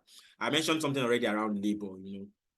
If you feel labor is cheap in a certain area, you tilt your location towards that area, so that you are not spending a lot when it comes to labor, and then you ship some of those things to where your customers will be. If you realize that it is cheaper for you to use labor, and you don't mind bearing the cost of transportation, because there are two things. If you realize that it is cheaper to deal with labor, if you realize that it is cheaper to deal with transport than labor, then it means that your labor will be your areas of concentration. You ensure that you go to a place where labor is cheap. But if you realize that labor might be too expensive for you, then it makes sense that you go to a place where you have a cheaper method of operation. If you realize that transport also is going to be too expensive for you, then you think about getting a place that is nearby, and then you might end up spending more on labor, and things like that. So there are several factors, that you need to put into consideration while that affect the location of the industry. Sometimes, like I mentioned in the earlier session, most people decide to even leave the country of their origin or base, their headquarters, and then go establish somewhere else, so that they are able to use the resources of that particular country, to ensure that some things works smoothly in their own approach, or their own business, so to speak. Sometimes some will even say, let's even move the headquarters and everything to another country, so that it is easier. We're making a lot of money here, and then we're shipping some of those things to other places, things like that. So there are several things. Remember that there's this conversation that we used to hear about Samsung and iPhone, and then saying that China produces, most of the products that iPhone uses, correct? Right, and then of course they now ship them back, and then they sell them, and stuff like that. So what are these people looking for? They're looking for, easy labor. They're looking for better technology. They're looking for so many things that will be in their own favor, and then of course it makes everything smoothly as they proceed. So it is impossible for us to even talk about industries, and then not talk about things around mergers and acquisitions. These are two similar concepts, similar things that are really important for us to talk about. Merger and acquisition are very, very similar, and of course they have their differences. Merger means one thing, acquisition means the other. So I don't know, is anybody willing to help us explain the differences between these two? These are things that are very, very relatable, that we all know. We also hear about them every time. We hear this bank merges with this other bank, or this bank acquires this other bank, and things like that. I'm sure this is something that is very, very common in our environment. Merger, acquisition, difference? Any difference? Where are my economics? Merger and acquisition. Any difference, or they're just similar? Merger, acquisition, difference, or you think they're the same? Merger and acquisition. I believe they are two different things, right? I believe they are two different things. One has to do with, combining forces, and then the other has to do with acquiring. Merger will now have to mean that, okay, possibly the two companies that intend to merge, have maybe the same capacity, but one has more than the other, obviously. Because sometimes when you do merger like that, one company has to be more dominant than the other. The name and everything, and then assume. On the other hand, is when a company,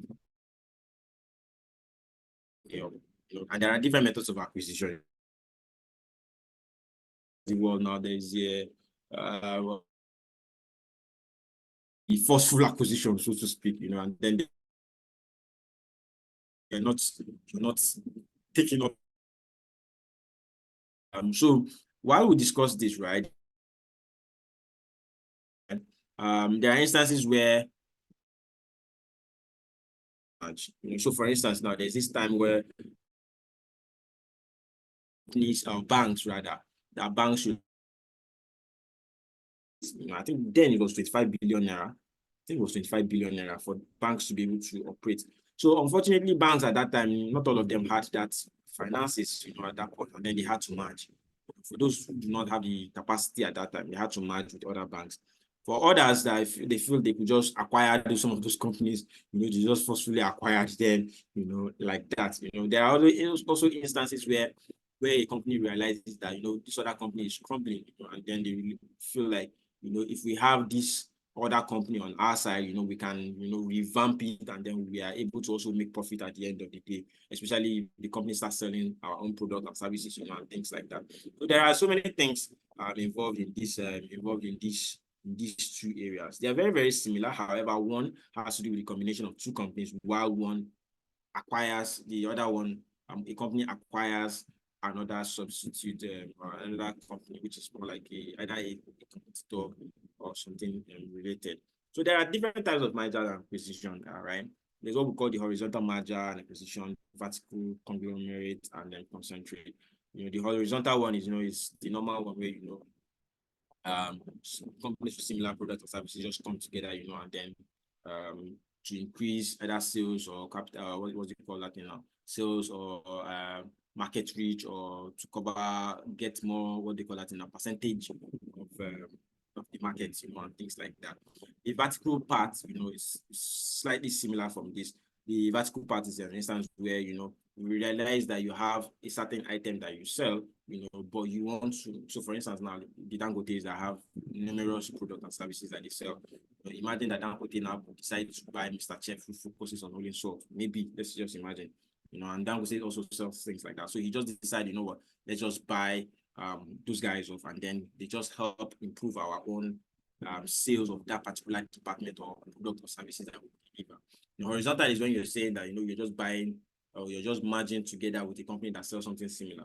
However, in this other instance, it's not like you're not selling something similar, but one, handles one aspect or sells something similar to one aspect of the business that you do. That way, and then you, of course, are able to acquire them or merge or something. Conglomerate in this instance is instance where you have different set of businesses. You have different brands under a group of companies.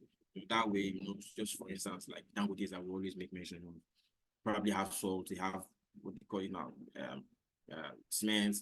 Dangote will sell spaghetti for you. Dangote will sell Maggi for you. Dangote will sell noodles for you. There's nothing that man literally doesn't sell. At the end of the day, it goes to a point where there is monopoly, and stuff like that. But the point is that, there are instances where, he has to buy in some other products and services too from other people, just so that he boosts his own business, so to speak. Similar as, what's it called now, concentric too. It's also a form of, a merger and acquisition that always happens, especially when there are two different companies, and then, of course, they have, two different companies, but they sell similar products and they have same market. So for instance, now somebody who sells salt will definitely be somebody. Let me not use salt now.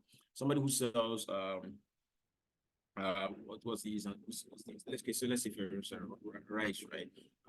If you have a customer for rice, you also have a customer for probably spaghetti. It's something that are very, very similar. Or let's say you have spaghetti and you sell noodles. Very, very similar things. You serve the same customer, you serve the same end users. At the end of the day, you probably want to just buy some of that company so that it handles or ensures that you boost one part of your own business at the end of the day. Because at the end of the day, we're serving the same customers, but two different or closely related products and services.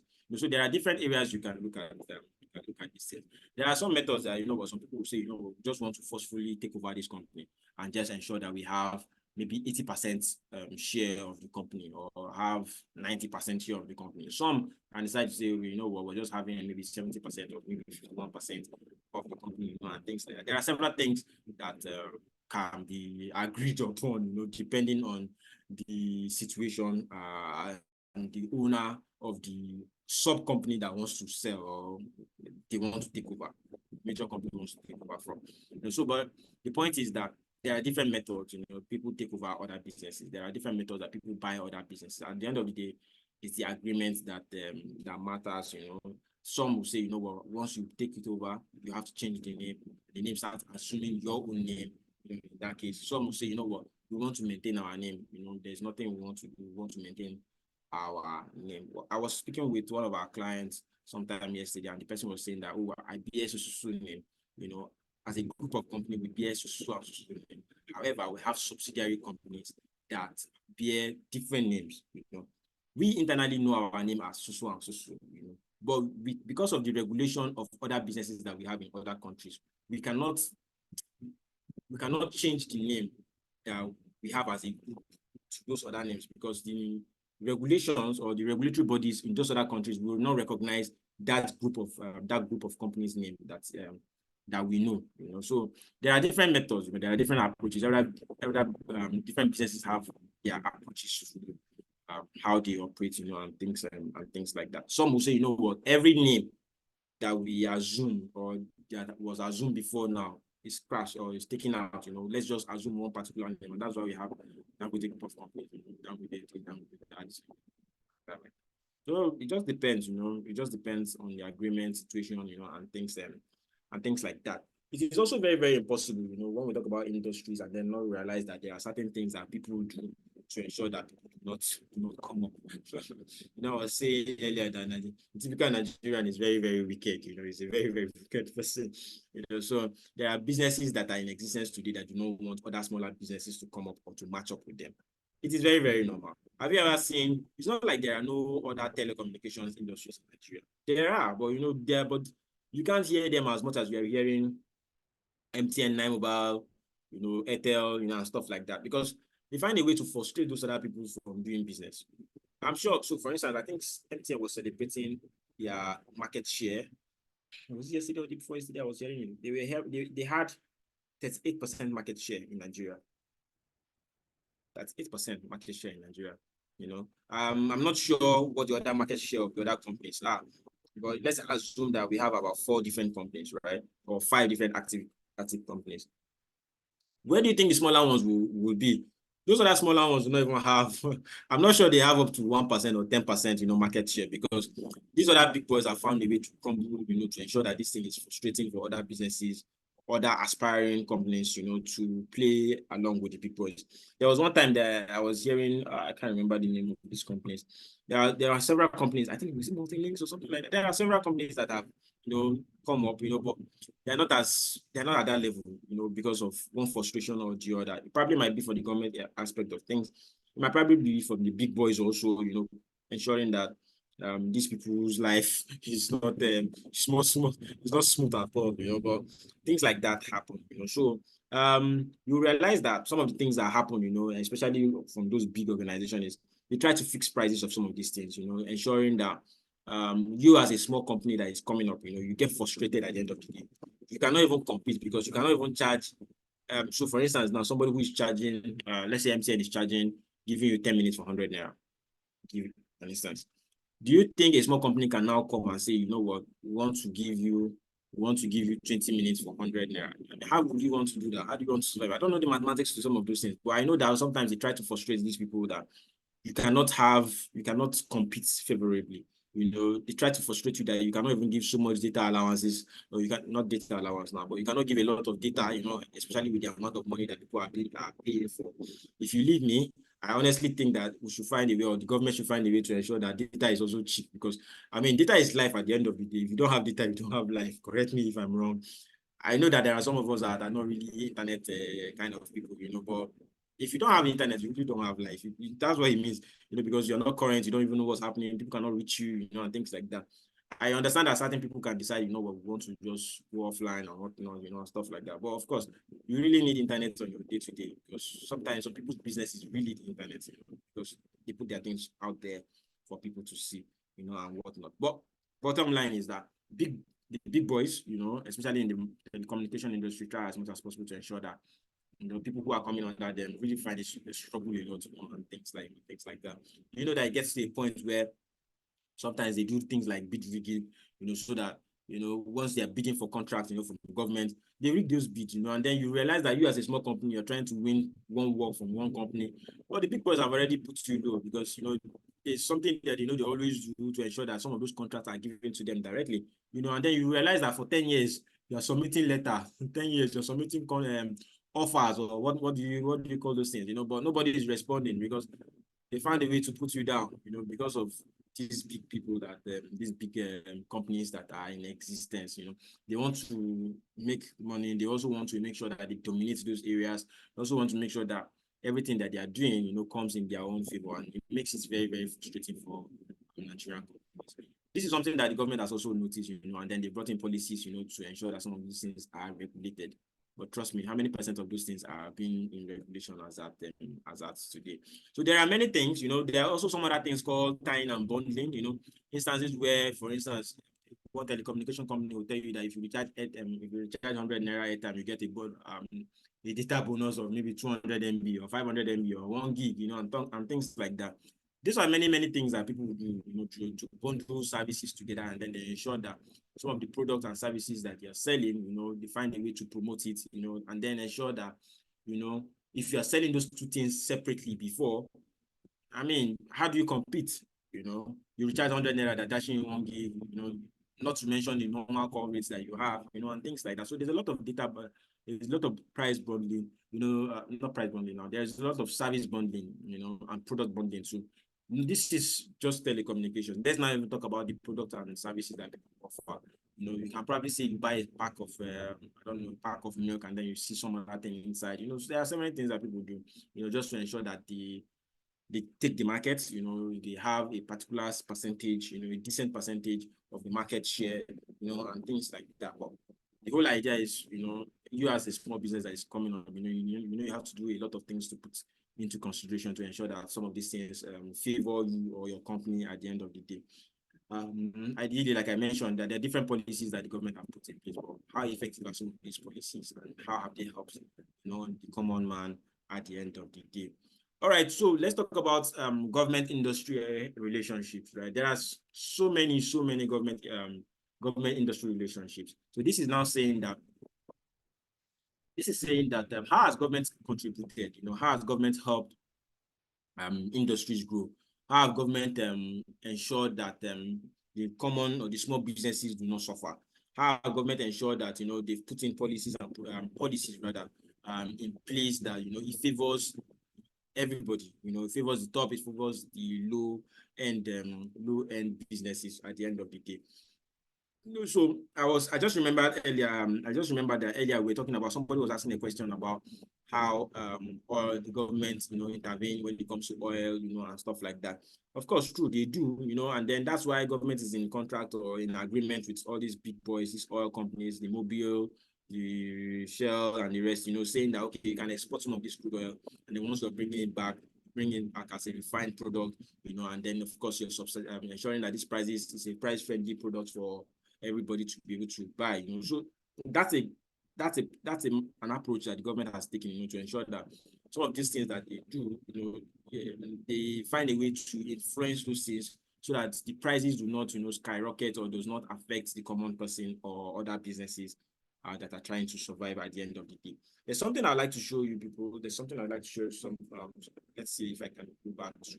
Let's see if I can share my entire screen and then come here. Okay. So let's see. There's something called. There's something called, what they call it now, a government intervention program called ATA. What's it called? Is it ATA or ATP? I think it's called ATA. What's it called now?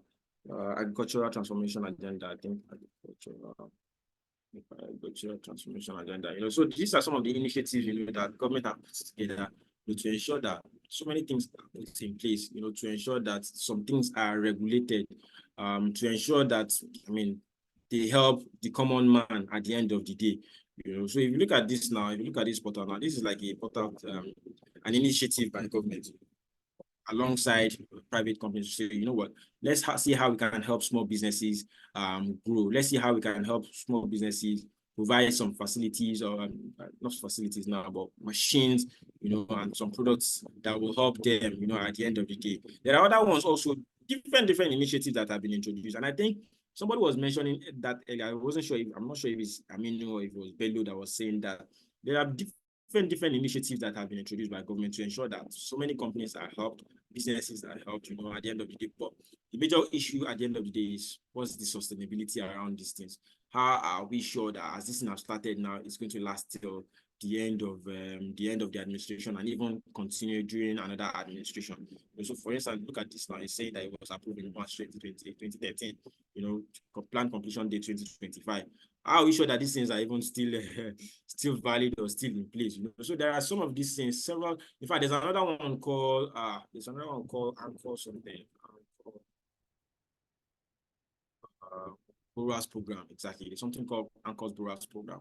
So there are several initiatives that, I mean, these people have, see, there are several initiatives that government has introduced, you know, government industry related, you know, so that they ensure that things, you know, comes in an easy way for different people, you know. Anchor's, this is the Anchor's Boras program.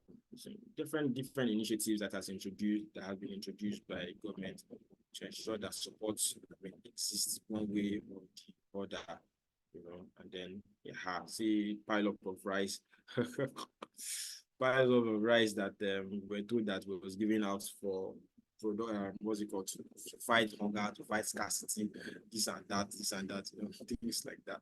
I mean, bottom line is that so many initiatives have been introduced, you know, so many initiatives have been introduced by government to ensure that some of these things are easy. In fact, it comes to the point where that there's something also called I think it's the Nigerian Export Promotion Council, something like that, you know, that manages some of these things, you know, just to ensure that things, you know, go smoothly, and then it favors the common man at the end of the day. Bello, I see your hands up.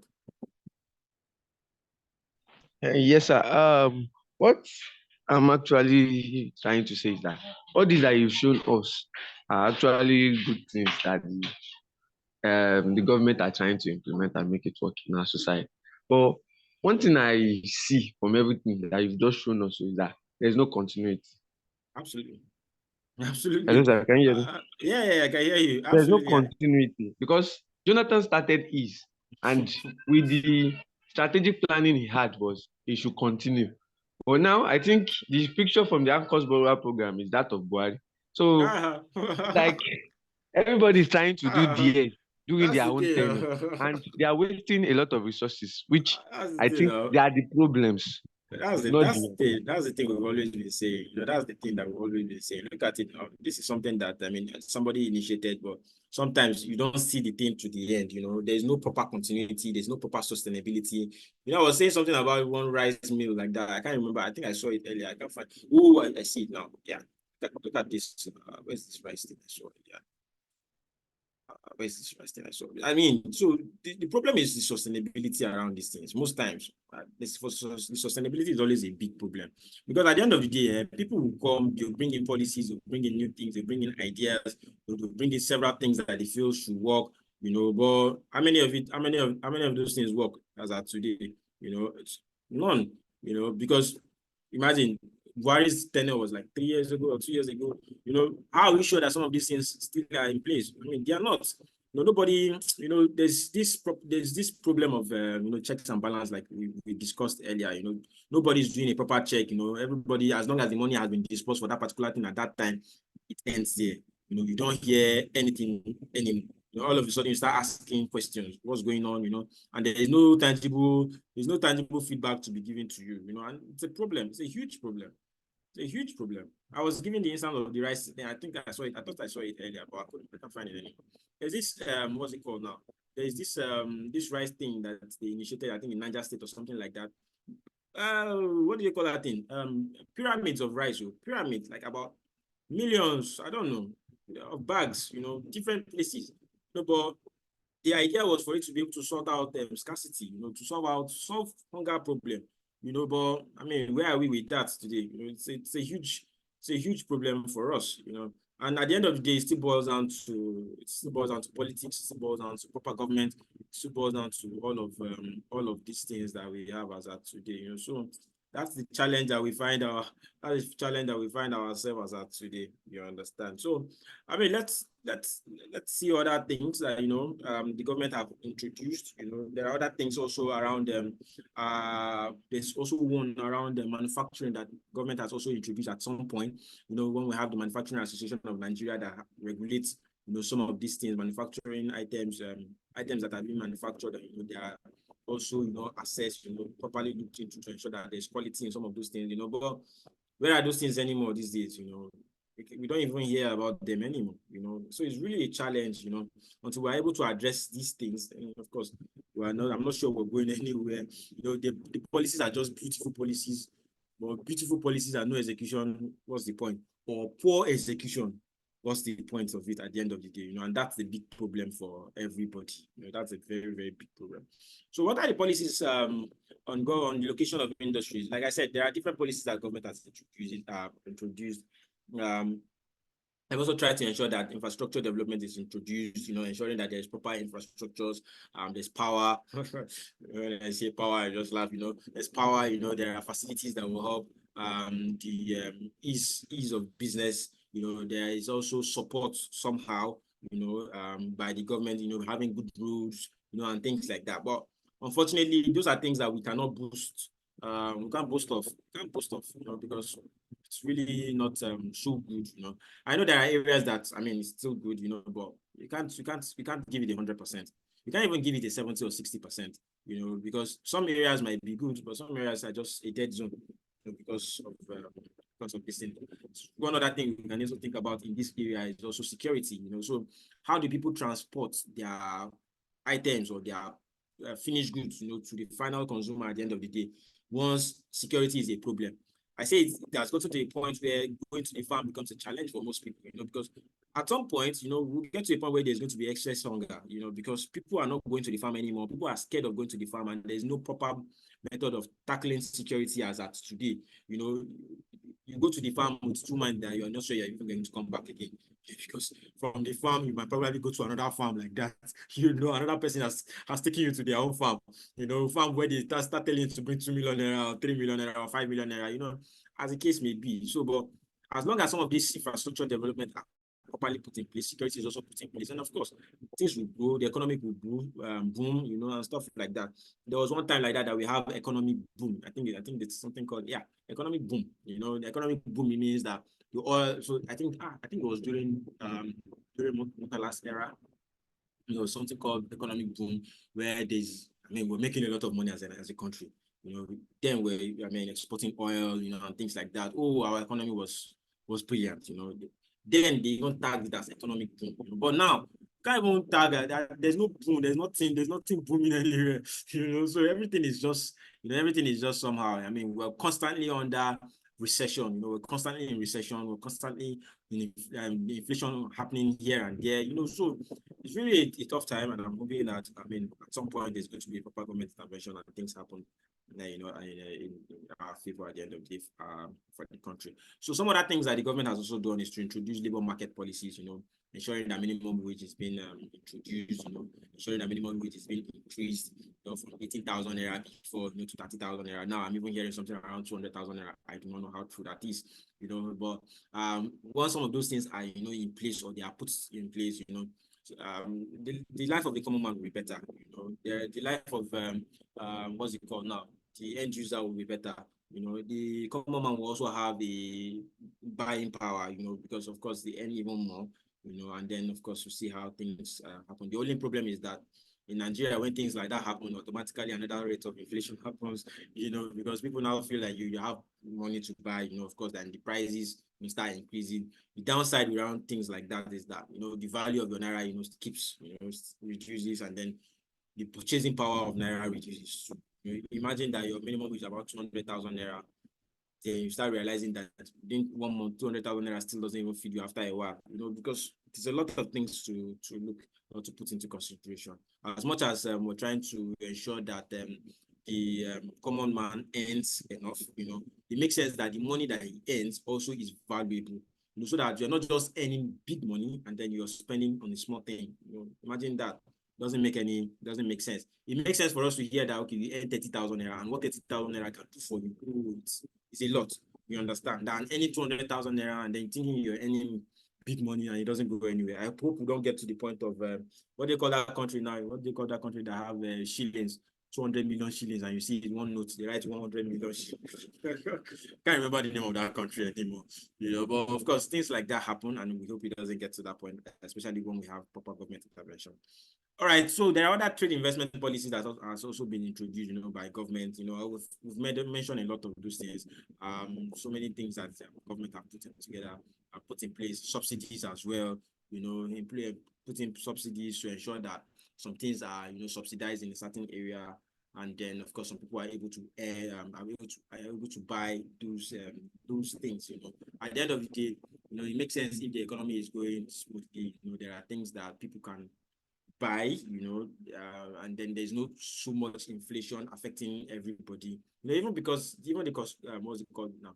The suppliers also suffer. You wouldn't blame them sometimes. Cost of materials also is really, really expensive. So once they start changing or increasing the fee or prices for one particular goods or the other, you wouldn't blame them, because also they are not even buying those things at a cheaper amount of money.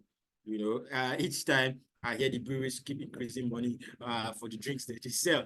You know, it gets to a point that I don't think people will even drink anymore, you know, because each time, I don't even know how much they say beer, you know, but I believe that to get to a point that people start thinking, you know, do I even need this beer? Maybe I should just go and buy water, you know, and stuff like that. But of course, you know, it's not their fault to some of these things happen, because cost of materials is also very, very expensive.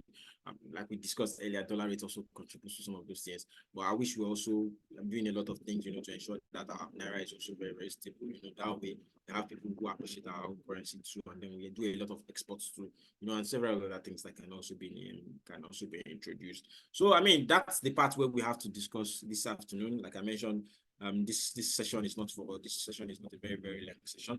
It's just quickly to discuss things around the industries, things that affect industries. What are the things that other companies or organizations do that affect the growth of other small businesses, you know, and things like that? What has government done, you know, especially in terms of policy formulation, you know, especially when it comes to the allocation of industries, you know, things like that. So there are so many things that like I mentioned, that government have also introduced, but of course the problem is the sustainability and the transition, you know, from one government to another government. Sometimes some of these things that happen, there's a particular state like that. What happens mostly is once they've put a lot of infrastructures in place, one administration comes in and there's a lot of infrastructure that has been put in place. You know, for good 4 years, 8 years, those infrastructures will be in place. And then once the new administration comes, all those things that person has put, they bring them down, you know, pull it down and start doing another again. Then what's the point, you know? Because if you're not in sync with the previous administration, are you saying that all the administration, what they've been doing has been rubbish? You know, because imagine the resources that have been put, you know, to put some of those things in place, and then you just come, you know, bring down those things and then start doing another all afresh. I mean, it's a long conversation that I'm hoping that is for another day. You know, let's go to the comment section and see what's there. Okay, Bello. Where's Billy's comment? Okay. Access Bank and Diamond Bank, of course. Yeah, Maja, Polaris and Skybank, absolutely. Yeah, of course. The other banks also that have merged like that in that regard.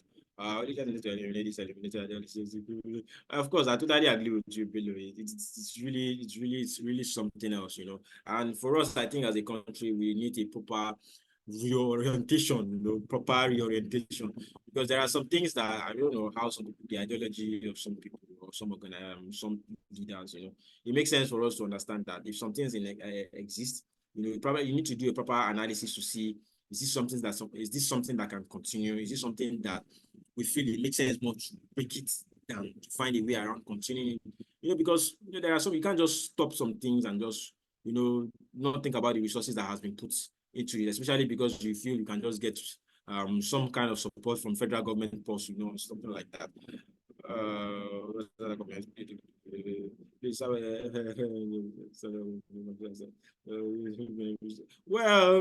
if you look at it, true, maybe not. I honestly cannot say, you know, in all honesty, but there are some things that, you know, some of these past government, what's it called now, leaders have introduced. Maybe to their own benefit, I do not know. Maybe it's to the government benefit of the entire nation at the end of the day. But as long as for them, it's like a private business now, isn't it? There are so many things that those people have put in place too. As long as it solves the problem of the common man, it's their own concern. If it solves the problem of the common man, then fine. There's really no issue with a past leader having a business in one thing or the other. Sometimes, I think there was one time like that we had one of these leaders sold. He said he bought electricity. What do you call it? An electricity company or something like that.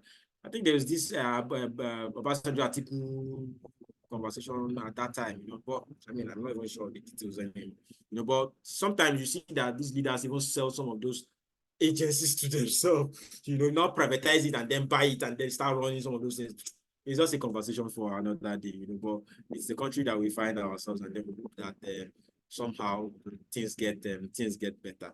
We're still waiting that, hoping that we get to the point where we get proper leadership. We see people who really have the country at heart, and also have the people of the nation also at heart. And that way, also have to, we're able to grow as a country. We're also able to grow as a country. Questions, please. Questions.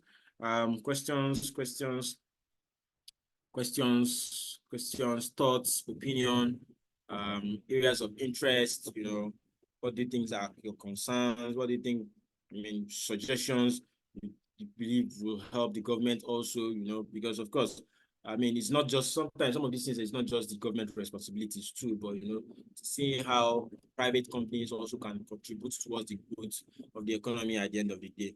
Even though, it's still the same government that was bringing policies that was also want to cripple or affect the smooth operation of some of these businesses.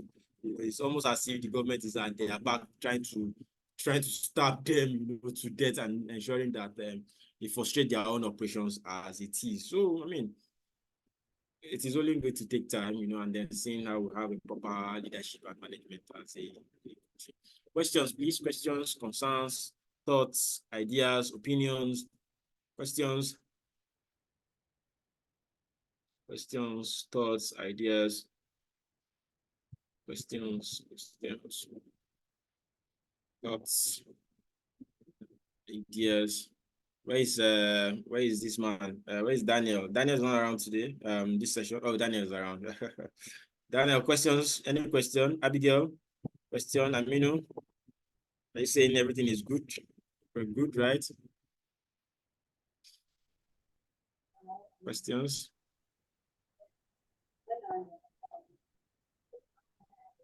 Somebody's mic is unmuted. Aminu, yeah? Questions or contribution?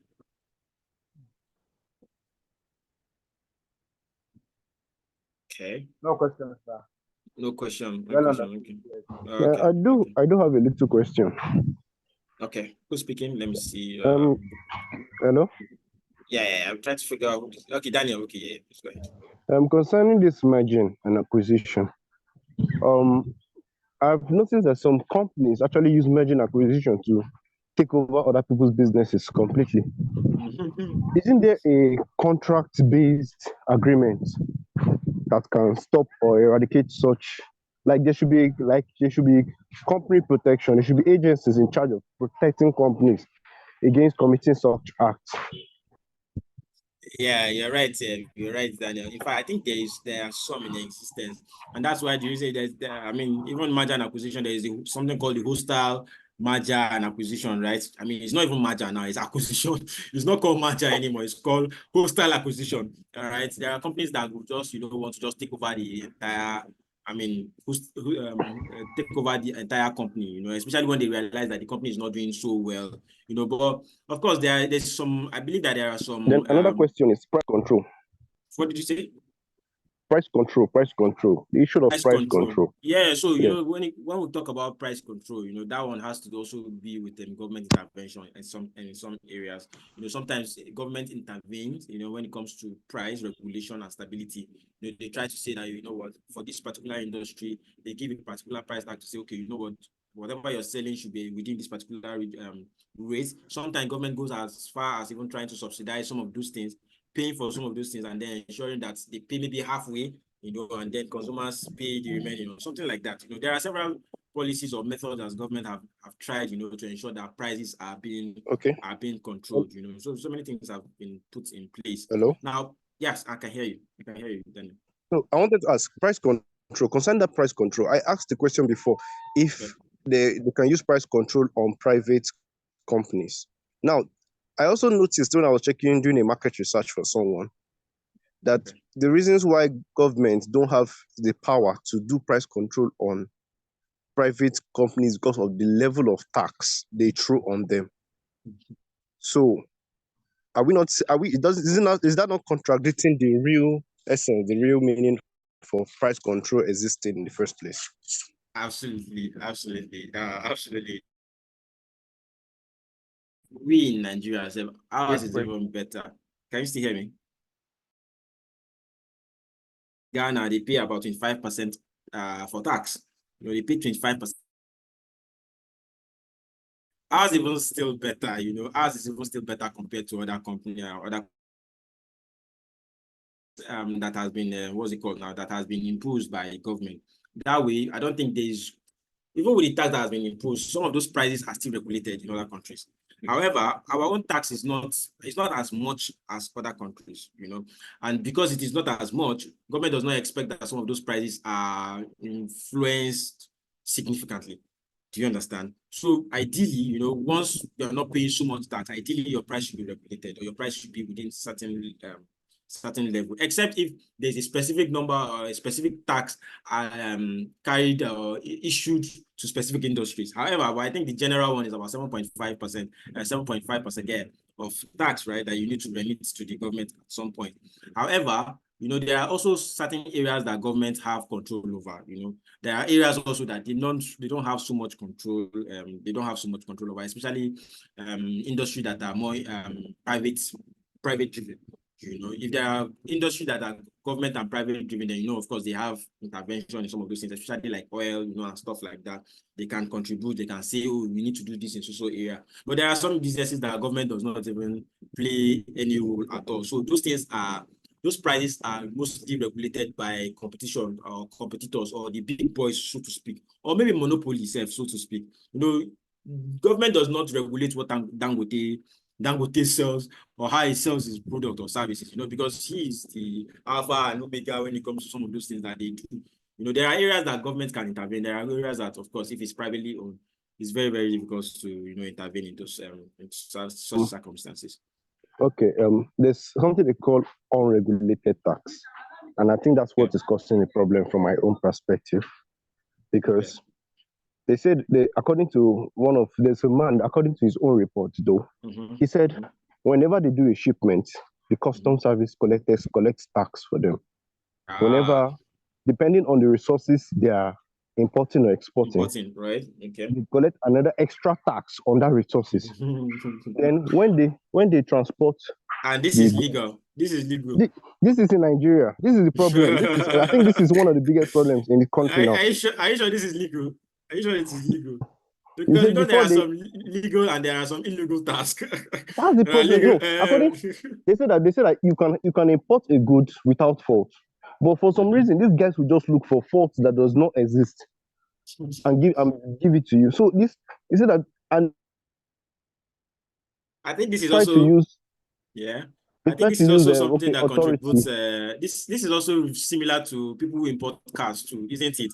The amount you buy a particular car, the money you're using to pay for tax to clear that particular car is even more than the amount of money you're paying for the car in itself. And that's why you realize that a small Toyota Camry 2.4, you realize that it's going for about 2 million naira, 3 million naira. Just to confirm his suspicion, I decided to use I have to use 1996. That's a Chinese company. Buy directly from a Chinese company some goods directly.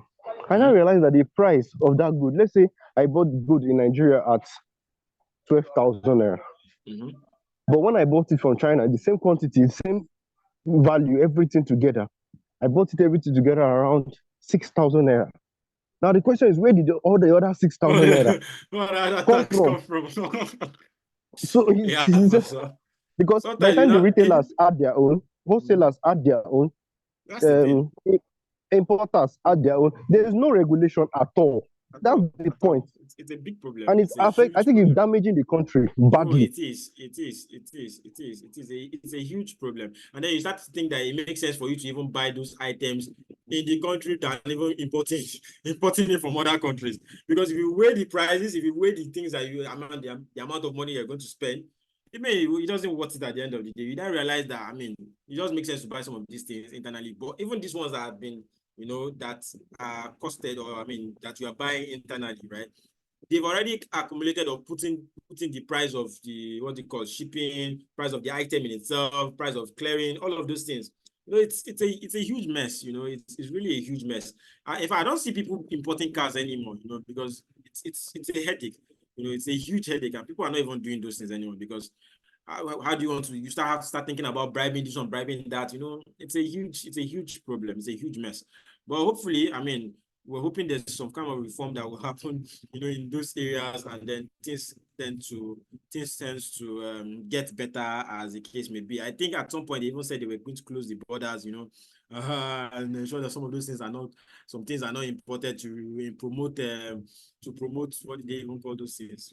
It's a funny thing, it's a funny situation that we are in, and if some of these things are not properly, managed, it's going to become a huge problem at a later time. If it's not properly managed, it's going to become a very, very big problem at a later time.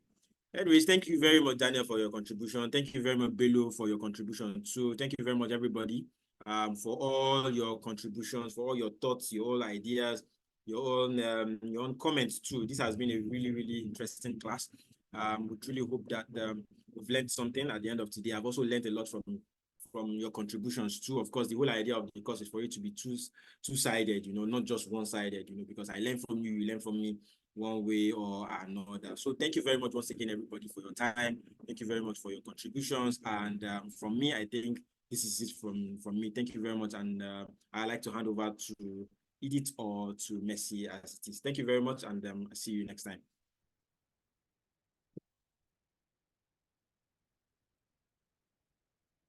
Edith. Wow. Messi. Thank you. Thank you so much, Hafiz. I really enjoyed today's class.